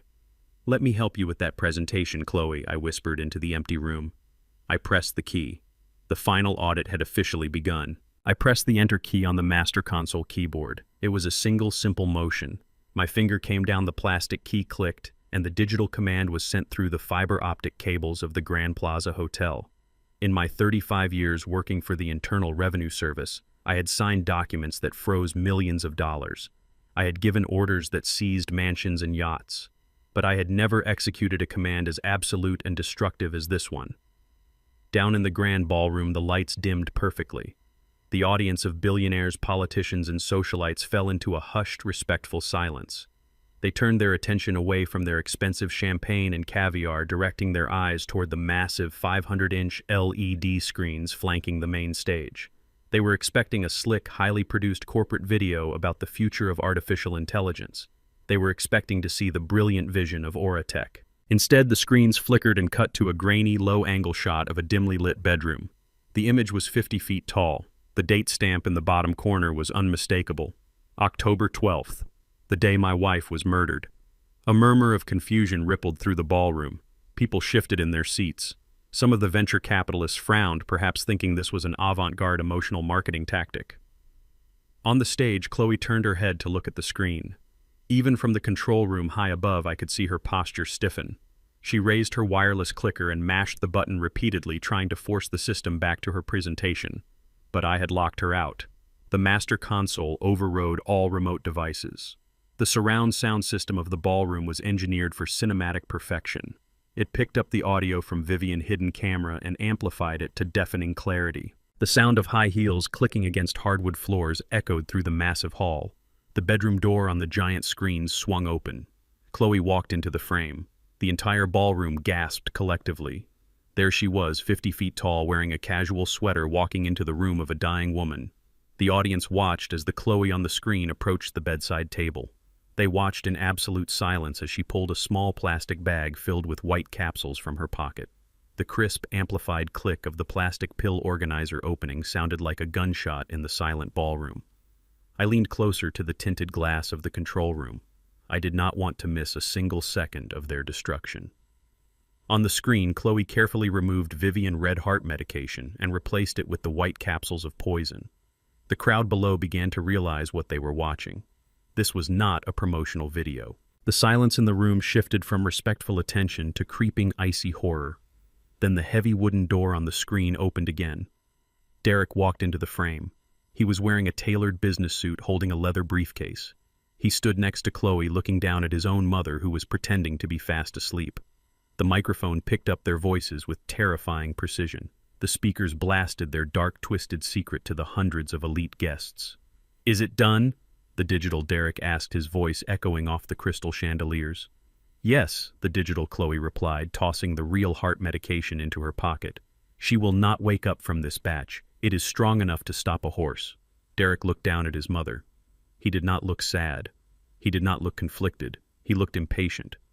"The sooner the old woman dies, the sooner we cash out," Derek said. His voice was cold, mechanical, and utterly devoid of humanity. "I cannot keep stalling the investors. We need her estate liquidated by the end of the month." Chloe let out a soft, cruel laugh. It was a terrible, soulless sound that sent a physical shudder through the ballroom audience. "Just go to sleep, old woman," Chloe whispered to the camera. "Derek needs the money now. You are taking up space." The video feed stopped. The image froze on Chloe's smiling face as she looked down at the woman she was murdering. For 5 agonizing seconds, the grand ballroom was completely paralyzed. Nobody moved. Nobody breathed. The illusion of the brilliant tech CEO and the successful fund manager shattered into a million irreparable pieces. Then the silence broke. At the VIP table directly in front of the stage, the mayor of Chicago slowly lowered his champagne flute, his face completely pale. Next to him, the lead venture capitalist, who was prepared to hand Chloe a check for $10 million, stood up his chair, scraping loudly against the floor. "My God," a woman in the front row screamed, covering her mouth with her hands. "They killed her. They actually killed her." The local news reporters who had been invited to cover a glamorous corporate launch suddenly realized they were witnessing a live, unedited murder confession. The red recording lights of the heavy television cameras pivoted violently away from the podium and pointed directly at the giant LED screens. Journalists started shouting into their microphones, their voices overlapping in a chaotic frenzy of breaking news. On the stage, Chloe was completely frozen. The blood had entirely drained from her face, leaving her looking like a porcelain doll. Her mouth opened and closed, but no words came out. The diamonds around her neck, the ones she had stolen from my wife, suddenly looked like a glittering noose. The wireless clicker slipped from her trembling hand. It hit the crystal podium and clattered loudly to the floor. The sharp noise seemed to snap her out of her paralysis. "Turn it off!" Chloe shrieked. Her voice was shrill, manic, and completely stripped of her polished corporate elegance. She lunged toward the edge of the stage, waving her arms frantically at the control room window. "Turn that screen off right now. It is a lie. It is a deep fake. Somebody turn it off." She sounded ridiculous. She was a murderer standing in a black evening gown, screaming at a 50-foot-tall image of herself committing the crime. Nobody believed her. The raw, unfiltered reality of the hidden camera footage was undeniable. The crowd was backing away from the stage as if she were carrying a highly contagious disease. Derek was standing near the velvet curtains. The arrogant, powerful executive had completely crumbled. He looked like a cornered animal. He looked up at the tinted glass of the audio-visual control room. He knew exactly what had happened. He knew Jason the technician would never have played that video. He knew someone else was up there.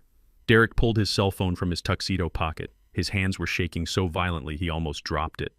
He screamed into the receiver, "Get up there! Get up to the control room right now! Break down the door! Break the glass! I do not care what you have to do. Get whoever is in that room!" He was yelling for his private security team. The thugs in the dark suits who had kidnapped me from the law office. They were stationed at the ballroom exits, but now they were shoving their way through the panicked crowd running toward the stairwell access door. The ballroom descended into absolute chaos. Guests were rushing toward the exit doors, pushing past each other to get away from the murderers on stage. Waiters dropped their trays, sending expensive champagne and caviar crashing to the carpet. The string quartet players grabbed their instruments and fled behind the curtains. It was a public execution. I had not fired a single bullet. I had not thrown a single punch. But I had completely and utterly destroyed their lives. I had taken their reputation, their freedom, and their fraudulent empire, and I had burned it to ashes in front of the entire world. I sat in the plush leather chair in the control room watching the security guards sprinting up the concrete stairs through the security camera feeds on the monitors. They were coming for me. They were going to try to break down the heavy metal door. I did not feel fear. I felt a profound, absolute sense of peace. The audit was complete. The ledger of their sins was finally balanced. Vivian had given me the weapon, and I had used it to deliver a fatal blow. I stood up from the console. I reached into my pocket and pulled off the faded blue baseball cap. I unzipped the gray maintenance coveralls and let them drop to the floor. Underneath the dirty janitor uniform, I was wearing a sharp, tailored black suit. I adjusted my tie. I picked up my wooden walking cane. Derek wanted to send his goons to break down the door. He did not realize I was already planning to open it. It was time for the ghost to step out of the shadows. It was time for the father to look his son in the eyes one last time. I unlocked the heavy metal door of the audio-visual control room and stepped out into the cold concrete stairwell. I could hear the heavy boots of Derek and his private security team pounding up the steps from the floor below. They were rushing, fueled by panic and adrenaline, desperate to find whoever had hijacked their presentation. I did not run. I did not try to hide in the shadows. I simply walked down the stairs leaning on my wooden cane. The sharp lines of my tailored black suit caught the dim emergency lights. When I met the three massive men on the landing, they froze. They were looking for a frail old man in a dirty gray maintenance uniform, or maybe a rogue computer technician. They were certainly not looking for a distinguished gentleman in a high-end suit descending the stairs with absolute authority. I looked right at the lead security guard and pointed my cane up toward the control room. "The door is open," I told him, projecting the confident voice of a wealthy investor. "The man you are looking for just went through the roof access hatch." The guards did not even question me. They pushed past me, their heavy boots echoing loudly as they charged up the remaining flights of stairs, completely ignoring the 71-year-old ghost walking right through their perimeter. The arrogance of corrupt men is always their greatest vulnerability. They only see what they expect to see. I reached the ground floor and pushed through the heavy fire exit doors into the backstage area of the grand ballroom. The space behind the velvet curtains was absolute pandemonium. Catering staff were running in every direction, dropping trays of expensive food. Event coordinators were screaming into their radios, trying to figure out how a murder confession was playing on their massive LED screens. Nobody paid any attention to me. I was just another face in a sea of panic. I paused for a moment in the shadows just behind the heavy velvet drapes that separated the backstage area from the main stage. I closed my eyes and took a deep, steadying breath. I thought about Vivian. I thought about the way her laugh used to fill our living room. I thought about the quiet moments we shared on the porch after a long day. She had hidden that camera because she knew the evil growing inside our own home. She had endured the poison knowing it would eventually give me the ammunition to strike them down. She was the bravest woman I ever knew. I opened my eyes. It was time to finish what she started. I stepped out from behind the heavy velvet curtains and walked directly onto the main stage. The grand ballroom was in a state of absolute shock. Hundreds of people were standing up, pointing at the 50-foot screen behind me, whispering in horrified tones. The giant image was still frozen on Chloe and her cruel, smiling face as she stood over my dying wife. The glaring white spotlight that had been illuminating the crystal podium now cut through the dim room, highlighting my arrival. I walked slowly across the polished wooden floor of the stage. My wooden cane tapped a steady rhythmic beat that somehow cut through the chaotic noise of the room. Tap, tap, tap. Derek was the first to see me. He was standing near the edge of the stage, still clutching his cell phone, screaming at someone on the other end. His eyes darted toward the sound of my cane. The moment he registered my face, the phone slipped from his hand and shattered against the hard floor. All the color drained from his face, leaving him looking like a sick, terrified child. He stumbled backward, his mouth opening and closing in silent, absolute horror. He thought I was strapped to a bed in a psychiatric ward miles away, drugged out of my mind. He thought he had erased my existence. And yet here I was, standing in the center of his $10 million gala, wearing a suit sharper than his own. I walked over to the crystal podium. The wireless microphone was lying on the floor where Chloe had dropped it. I bent down, picked it up, and blew into it. A sharp thump echoed through the massive surround sound system, immediately silencing the entire ballroom. Hundreds of eyes snapped toward me. The local news cameras pivoted instantly, focusing their bright lenses directly on my face. I looked down at Derek. I looked at Chloe, who was trembling violently, her eyes wide with a terror so pure it almost looked theatrical. I brought the microphone to my lips. "Hello, son," I said. My voice was deep, calm, and amplified perfectly across the massive hall. The food at the nursing home was terrible today, so I decided to come here instead. The collective gasp from the audience was loud enough to shake the crystal chandeliers hanging from the ceiling. The venture capitalists, the politicians, the media reporters, they all stared at me. They recognized my face from the horrible video still frozen on the screen behind me. They realized they were looking at the husband of the murdered woman. They realized they were looking at the father of the murderer. "You look surprised to see me, Derek," I continued, my voice echoing with unrelenting authority.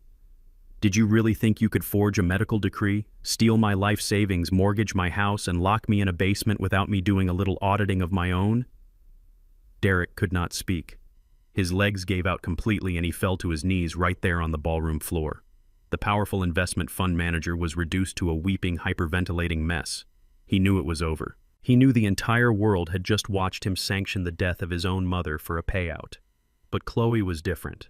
Chloe was a narcissist who had built her entire life on manipulation and lies. When a narcissist is backed into a corner, they do not surrender or show remorse. They attack.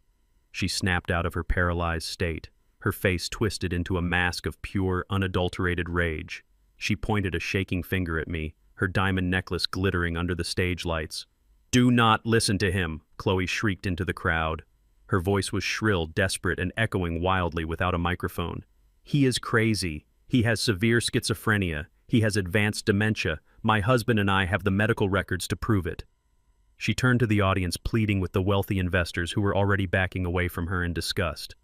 "He is a sick, delusional old man," she cried out, waving her arms. "He forged that video. It is a deep fake. It is artificial intelligence. He hates me because I am successful and he is nothing.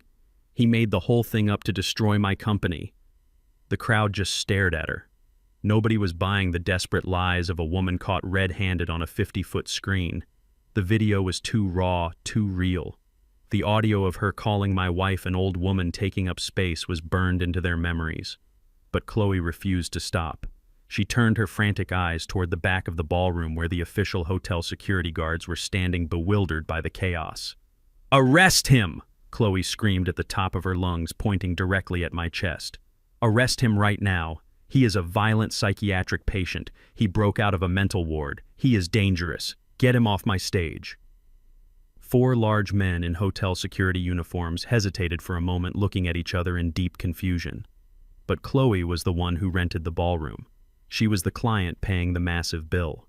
They were trained to follow the orders of the event host. The guards started pushing their way through the murmuring crowd, heading straight for the stage. They were pulling out their radios and unhooking their heavy metal batons from their belts. Derek, still on his knees, finally found his voice. "Grab him!" Derek yelled to the guards, suddenly finding a shred of false hope in his wife's frantic lies. "He is legally incompetent. He is having an episode. Restrain him." The security guards reached the edge of the stage. They were climbing the short stairs, their eyes locked on me. They were coming to tackle a 71-year-old man to the ground. They were coming to silence the auditor before he could deliver the final blow. I stood perfectly still behind the crystal podium. I did not flinch. I did not back away. I looked at the men rushing toward me and I felt a cold smile spread across my face. They thought they were in charge of the room. Chloe and Derek thought they could still manipulate their way out of this trap. They had no idea the real cavalry was already waiting just outside the doors. The 4 hotel security guards closed the distance. The lead guard, a burly man with a tight buzz cut, reached his thick hand out to grab my shoulder. Chloe was still shrieking from the side of the stage, ordering them to tackle me to the ground. Derek had managed to push himself up from his knees, leaning heavily against a speaker monitor. A sick, desperate glimmer of hope flashed across his pale face. He truly believed his fabricated medical decree was a magic shield that could protect him from the consequences of murder. I did not flinch. I did not step back. I stood perfectly still behind the crystal podium and looked past the advancing guards. I focused my gaze on the massive ornate oak doors at the very back of the grand ballroom. Before the guard could lay a single finger on my suit, a deafening crash echoed through the hall. The heavy wooden doors were violently kicked open. They slammed against the walls with the force of an explosion, shattering the quiet tension of the room. A sea of men and women in dark tactical gear flooded into the ballroom. They moved with terrifying coordinated precision. Across the backs of their armored vests were large, bold yellow letters, IRSCI, FBI. The hotel security guards immediately froze. They recognized federal authority when they saw it. The lead guard took 3 quick steps backward, raising his hands in the air, wanting absolutely nothing to do with whatever was happening. The elite crowd of investors and politicians scattered like frightened insects, pressing themselves against the walls to make way for the raid. Dozens of heavily armed federal agents secured the perimeter, locking down every exit elevator and stairwell. Walking straight down the center aisle, flanked by 2 armed agents, was Marcus Vance. He wore a sharp-tailored charcoal suit beneath his tactical vest. He looked exactly the way a predator looks when it finally corners its prey. He caught my eye from across the room and gave me a single respectful nod. The cavalry had arrived. Agents swarmed the stage in seconds. They surrounded Chloe and Derek, forming a tight circle of federal authority. Chloe let out a high-pitched gasp and stumbled backward, her expensive heels catching on the carpet. She bumped into the heavy velvet curtains and slid down until she hit the floor, clutching her stolen diamond necklace, completely paralyzed by fear. But Derek reacted differently. The sight of the federal agents triggered a defensive, arrogant rage. He was a man who had spent his entire life bullying people with money and fake legal threats. He thought he could bully the United States government. Derek shoved his way past an agent and pointed a trembling finger at my chest. He was sweating profusely, his tuxedo completely ruined. He yelled that they had no right to interrupt a private corporate event. He screamed that they had no jurisdiction here. He pointed at me and told the agents that I was a severe psychiatric patient who had escaped from a medical transport. Marcus Vance stepped up onto the stage. He stood between me and my son. He looked at Derek with absolute zero emotion. He informed Derek that the Internal Revenue Service Criminal Investigation Division and the Federal Bureau of Investigation were currently executing federal search and seizure warrants for every asset tied to Oratech. Derek completely lost his mind. His face turned bright red. He shouted that he was my legal guardian. He screamed that he held a durable power of attorney. He yelled for the entire room to hear that he was the sole owner of my house, my trust fund, and every single asset I had ever possessed. He demanded that the agents arrest me for corporate sabotage and trespassing. He was so deeply entrenched in his own lies that he genuinely believed a forged piece of paper could stop a federal task force. I stepped out from behind the crystal podium. I walked slowly toward my son. The armed agents parted slightly to let me through. I stopped just 3 feet away from the boy I had raised. I reached into the inside breast pocket of my tailored black suit. I pulled out the crisp white document I had signed earlier that morning at the Dirksen Federal Building. I unfolded it slowly, making sure the official red seal of the federal magistrate was clearly visible under the bright stage lights. I looked Derek directly in the eyes. I let a cold, calculated smile spread across my face. "Did you forget where I used to work, Derek?" I said. My voice was low, steady, and amplified perfectly by the acoustics of the silent ballroom. "You spent your whole life thinking I was just a tired old man pushing papers at a desk. You forgot that I spent 35 years hunting down the smartest, most ruthless financial criminals in this country." Derek stared at the paper in my hand. He blinked rapidly, confusion and panic warring on his face. He asked what that paper was. I held the document up so the federal agents and the surrounding cameras could see it. I told him it was a voluntary asset seizure and donation agreement.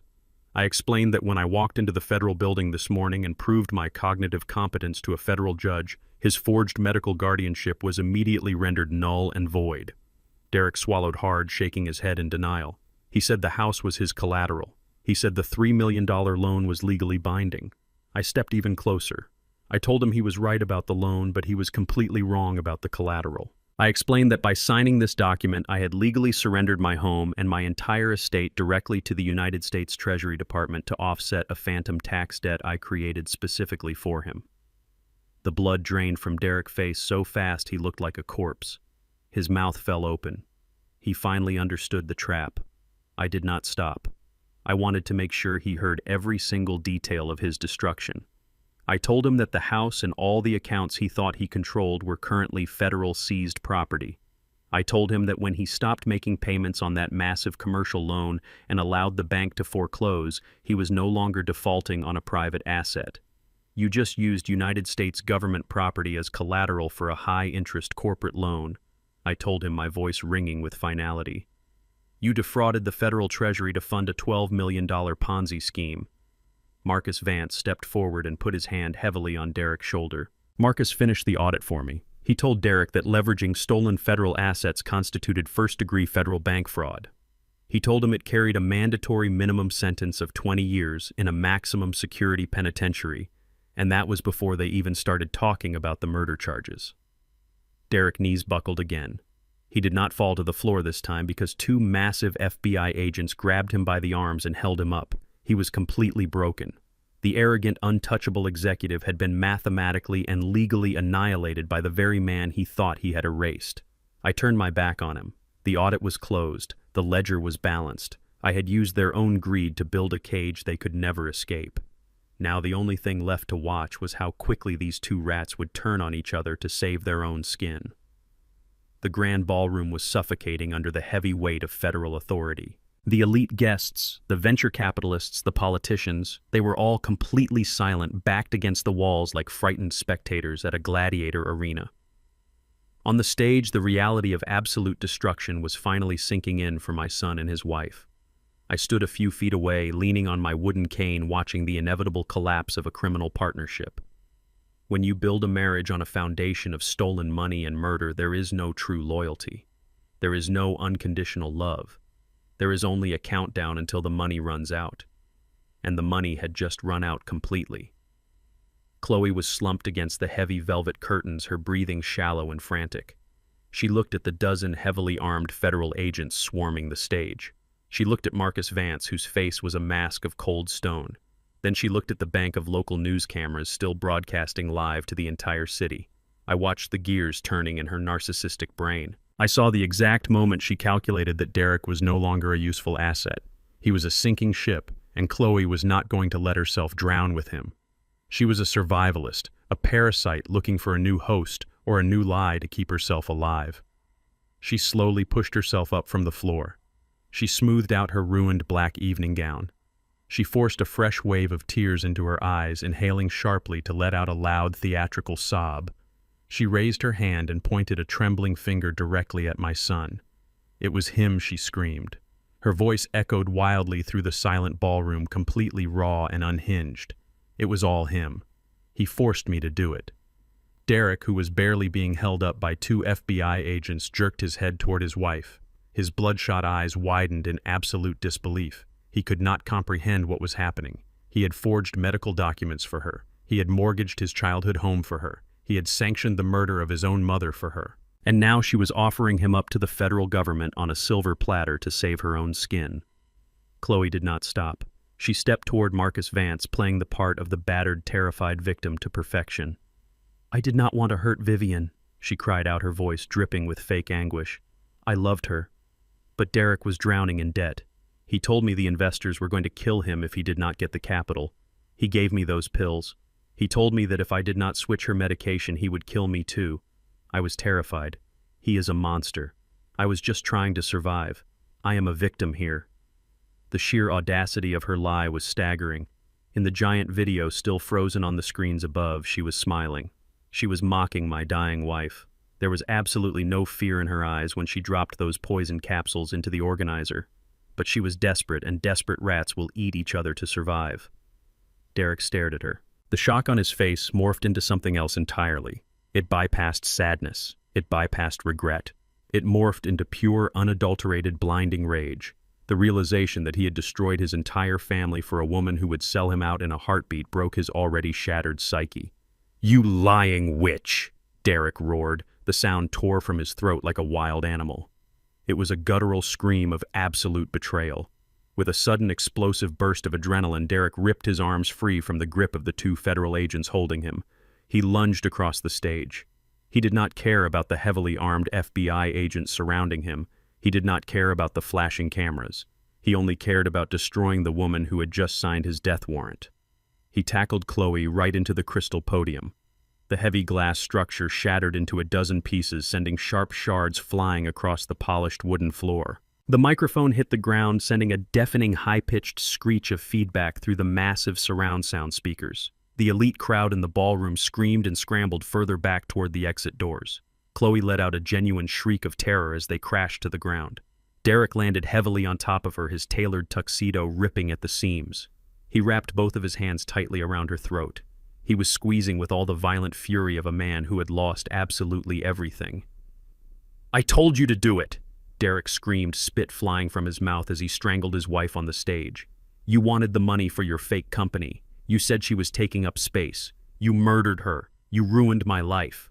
The stage erupted into total chaos. Federal agents swarmed the couple immediately. Marcus Vance shouted tactical orders over the screaming crowd. 4 heavily armored agents descended on Derek. They grabbed his shoulders, his arms, and his hair, violently prying his fingers off Chloe's neck. Derek fought back like a madman, kicking and thrashing, totally blinded by his rage. But he was a white-collar criminal in a tuxedo, and they were trained federal law enforcement. An agent swept Derek's legs out from under him. They slammed him face first into the hard wooden floor of the stage. A heavy combat boot planted itself firmly between his shoulder blades, pinning him securely to the ground. The cold, sharp sound of steel handcuffs ratcheting shut echoed through the chaos. Derek was completely immobilized, his face pressed against the stage, gasping for air, his nose bleeding onto the polished wood. Chloe was coughing and sputtering beside him, rubbing her red, bruised throat. She was crying real tears now, expecting the federal agents to treat her like the victim she claimed to be.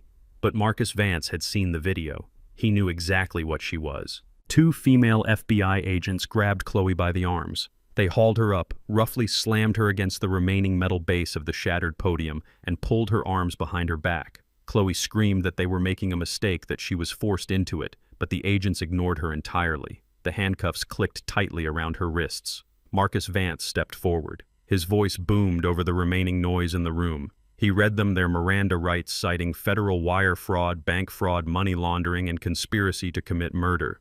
Every single word he spoke was a nail in their coffins. The flashing lights of the news cameras turned the grand ballroom into a strobe-lit nightmare. Every shutter click captured their absolute humiliation. The local news stations were broadcasting the downfall of the elite CEO and the powerful investment manager live to the world. They were reduced to common criminals brawling on the floor like animals. Their corporate empire was gone. Their dignity was completely erased. They were just 2 murderers in ruined expensive clothes being paraded in handcuffs in front of the very people they tried to impress. I stood perfectly still, watching the federal agents drag them to their feet. I did not feel pity. I did not feel sorrow. I looked at Derek. His custom tuxedo was covered in dust and broken glass. He looked up at me, his eyes full of fear, defeat, and a desperate, unspoken plea for a father who was no longer there. I looked at Chloe. Her expensive makeup was smeared across her face. Mascara ran down her cheeks like black tears. The diamonds she had stolen from Vivian were tangled in her disheveled blonde hair. She looked pathetic. They had tried to throw me into a dark hole. They tried to erase my mind and bury me alive so they could dance on my grave. But I was the one standing in the light wearing a sharp suit, and they were the ones wearing the chains. The cameras kept flashing, burning their disgrace into the public record forever. The audit was finally closed and the debt had been paid in full. The aftermath of the gala was a storm of federal indictments and relentless media coverage. For weeks, the faces of my son and his wife were plastered across every news channel in the country. The brilliant tech executive and the hotshot investment manager had been unmasked as desperate, bloodthirsty frauds. But the real closure did not happen in the court of public opinion. It happened exactly 6 months later inside the cold, wood-paneled walls of a federal courtroom in downtown Chicago. I sat in the front row of the gallery wearing the same tailored black suit I wore on the night of the gala. I watched as the federal marshals led Derek and Chloe into the room. They were not wearing designer clothes or stolen diamonds anymore. They were wearing standard-issue orange prison jumpsuits. Their wrists and ankles were shackled with heavy steel chains. They did not look at each other.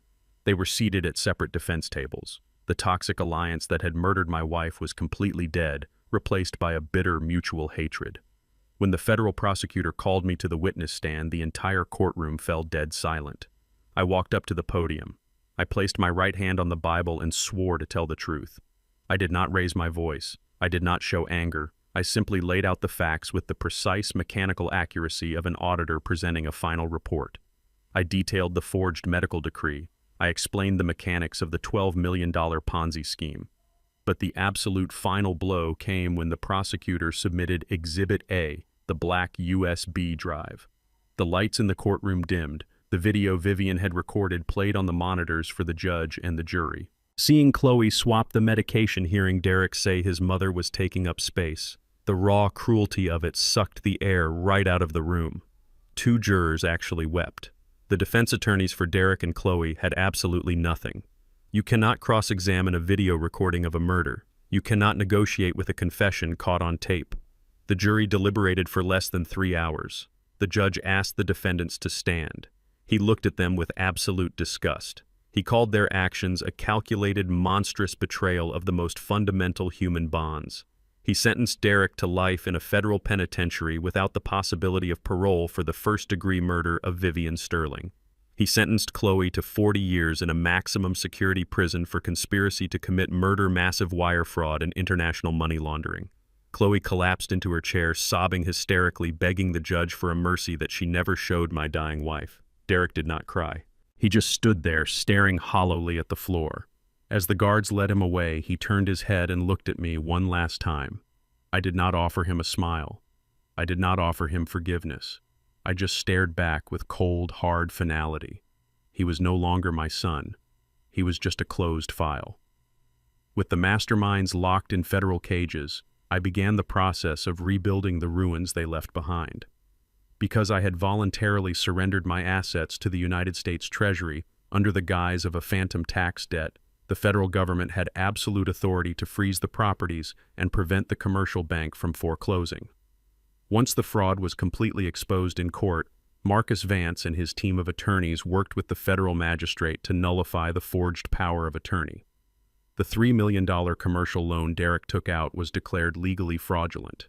The bank had to absorb the massive loss, and the deed to my house was legally restored to my name. My $1.5 million retirement trust was recovered from the frozen holding accounts and transferred safely back into my control.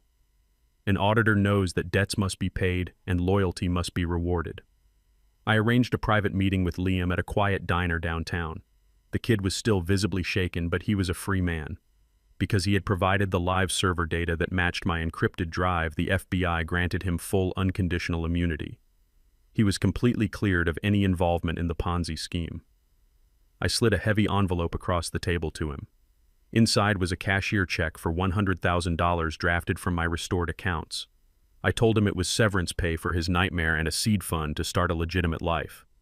I also gave him a signed letter of recommendation to a very prestigious ethical accounting firm run by an old friend of mine. Liam broke down in tears, thanking me over and over. I told him to just be a good man, and I walked away. Next, I visited Trey. He was working under the hood of his plumbing van when I pulled up. I handed him an envelope containing the clear, unencumbered deed to a commercial warehouse he had been wanting to buy for his business for 5 years. I paid for it in full. I told him that Vivian would have wanted the man who helped expose her killers to have a place to build his future. Trey hugged me, a strong, silent embrace between two men who understood the heavy price of truth. With the external world finally balanced, it was time to balance my internal world. I drove back to the quiet suburban street. I pulled into the driveway. The heavy, oppressive energy that had choked this property for the past year was completely gone. The illegal signal jammer had been ripped off the side of the house by the FBI evidence team. The silver Mercedes was gone. The house belonged to me again. I walked through the front door. The silence inside was no longer a threat. It was a comfort. I walked straight down the hallway to the back of the house, to the room that had held so much pain and so many secrets. I stood in Vivian's old sewing room. I looked at the heavy armchair I had pushed against the wall to hide the smashed drywall. I moved the chair aside. The jagged hole exposing the dark cavity between the wooden studs was still there. I went out to my garage and brought back a bucket of fresh plaster, a trowel, and a new sheet of drywall. I did not hire a contractor. I needed to do this myself. I cut the drywall to size. I fit it perfectly into the broken space.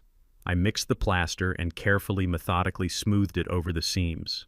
I worked in total silence, feeling the rough texture of the tools in my old hands. With every stroke of the trowel, I felt a heavy layer of grief lifting off my chest. I was sealing the wound. I was closing the breach. When the wall was perfectly smooth, I washed my hands and sat down in Vivian's favorite reading chair. I looked out the window at the setting sun, casting long golden shadows across the backyard. The house was empty. The house was quiet. But it was not the lonely, terrifying silence of a prison. It was the deep, resonant silence of a hard-won victory. I had faced the ultimate betrayal. I had walked through the valley of the shadow of death, and I had burned the wolves who tried to hunt me. The audit was finally finished. The sun was dipping below the horizon, painting the Chicago sky in deep, bruised shades of orange and purple. I sat on the wooden porch of my home.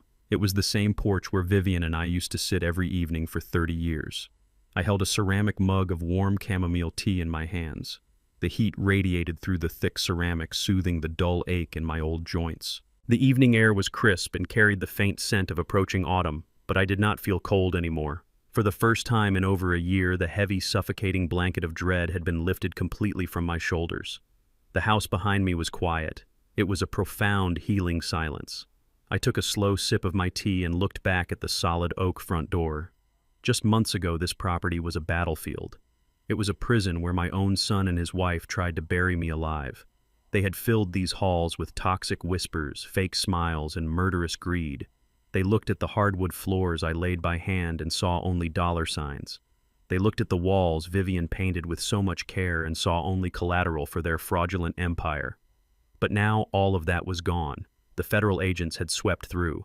The lawyers had filed their final paperwork. The bank had retreated.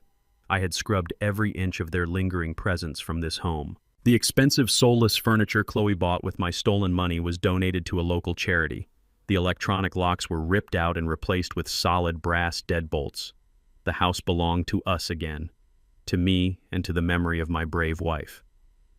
I looked out at the old maple tree in the center of the front yard. Vivian planted that tree when we first moved into this neighborhood. She was so young and full of hope back then.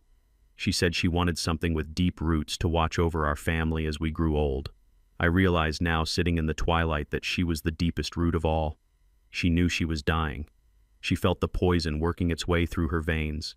And instead of panicking, instead of confronting a monster she knew she could not physically defeat, in her weakened state she gathered the evidence. She built the foundation of the trap that would eventually save my life. She put her absolute faith in me, trusting that my auditor mind would eventually find the breadcrumbs she left behind in the dark cavity of that wall. I raised my warm mug toward the maple tree in a silent, solitary toast. "You can rest now, my love," I whispered into the evening breeze. "The wolves have been cast out. The door is locked tight. Your home is safe." Thinking about Derek no longer brings a sharp, stabbing pain to my chest. That wound had finally scarred over, leaving behind a numb, smooth surface. When you hold a newborn baby in your arms, you never imagine a day will come when that child will look at you and see nothing but an obstacle to a financial payout. I paid for his education. I bought his first car. I taught him how to tie a Windsor knot and how to look a man in the eye when shaking his hand. But somewhere along the line, the values of hard work and integrity were replaced by an insatiable, blinding hunger for status and unearned wealth. He chose his path. He chose to look at the mother who loved him and the father who protected him, and he chose to trade our lives for a fleeting illusion of power. I did not send my son to a federal penitentiary. He sent himself. I just provided the receipts. The ledger of his life was entirely his own making, and the final balance was zero. People at the grocery store or the local barber shop sometimes ask me how I sleep at night, knowing my only son will spend the rest of his natural life behind bars. I tell them I sleep with the absolute peace of a man who did what was mathematically and morally necessary. I am 71 years old, but I am not finished living. The fire that was ignited in that dark, damp basement did not burn out after the trial concluded. It simply transformed into a steady, guiding light. I have partnered with Marcus Vance and a few other retired federal agents from the Financial Crimes Division. We consult quietly for legal advocacy groups that protect vulnerable seniors from financial exploitation and family abuse. We use our decades of forensic auditing experience to track down the hidden assets of cowardly children who think they can steal from the elderly without consequence. I am no longer just a retired tax investigator. I am a shield for those who cannot fight for themselves. And I am not alone anymore. Trey still comes by every few weeks. He parks his plumbing van in the driveway and we sit on this very porch and drink a cold beer. He tells me about his business expanding, about the new commercial warehouse he bought using the funds I secured for him. Liam sends me a long email every month from his new accounting firm downtown. He is thriving, doing honest work, and finally sleeping soundly without the threat of federal prison hanging over his head. They are good, decent men. They prove to me that family is not just about the blood you share. It is about the people who stand by your side when the world turns dark. As the final light of the sun vanished behind the Chicago skyline, I finished the last drop of my tea. The streetlights flickered on, casting a warm yellow glow over the quiet suburban road. The stars began to appear in the clear night sky, bright and entirely unbothered by the chaos of the world below. I thought about the journey that brought me to this exact moment of tranquility. I thought about the harsh, unforgiving lessons learned in the darkest corners of human greed. Grief is often mistaken for weakness, and silence is too frequently misinterpreted as ignorance. When you invite greed into your home, you don't just betray your family. You dismantle your own foundation. True power doesn't need to scream its presence or flash its wealth. It sits quietly in the corner, observing, gathering facts, and waiting for the precise moment to strike. Never underestimate a person who has nothing left to lose but their dignity, because they will fight with a cold, calculated precision that no amount of stolen money can defeat. Blood makes you related.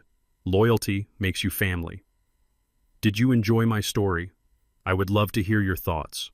Let me know what you would have done in my position in the comments below. Please hit the like button, subscribe to the channel, and share this video to help others who might be facing a similar battle in the shadows. Remember to always trust your instincts and never let anyone steal your dignity. I will see you in the next story.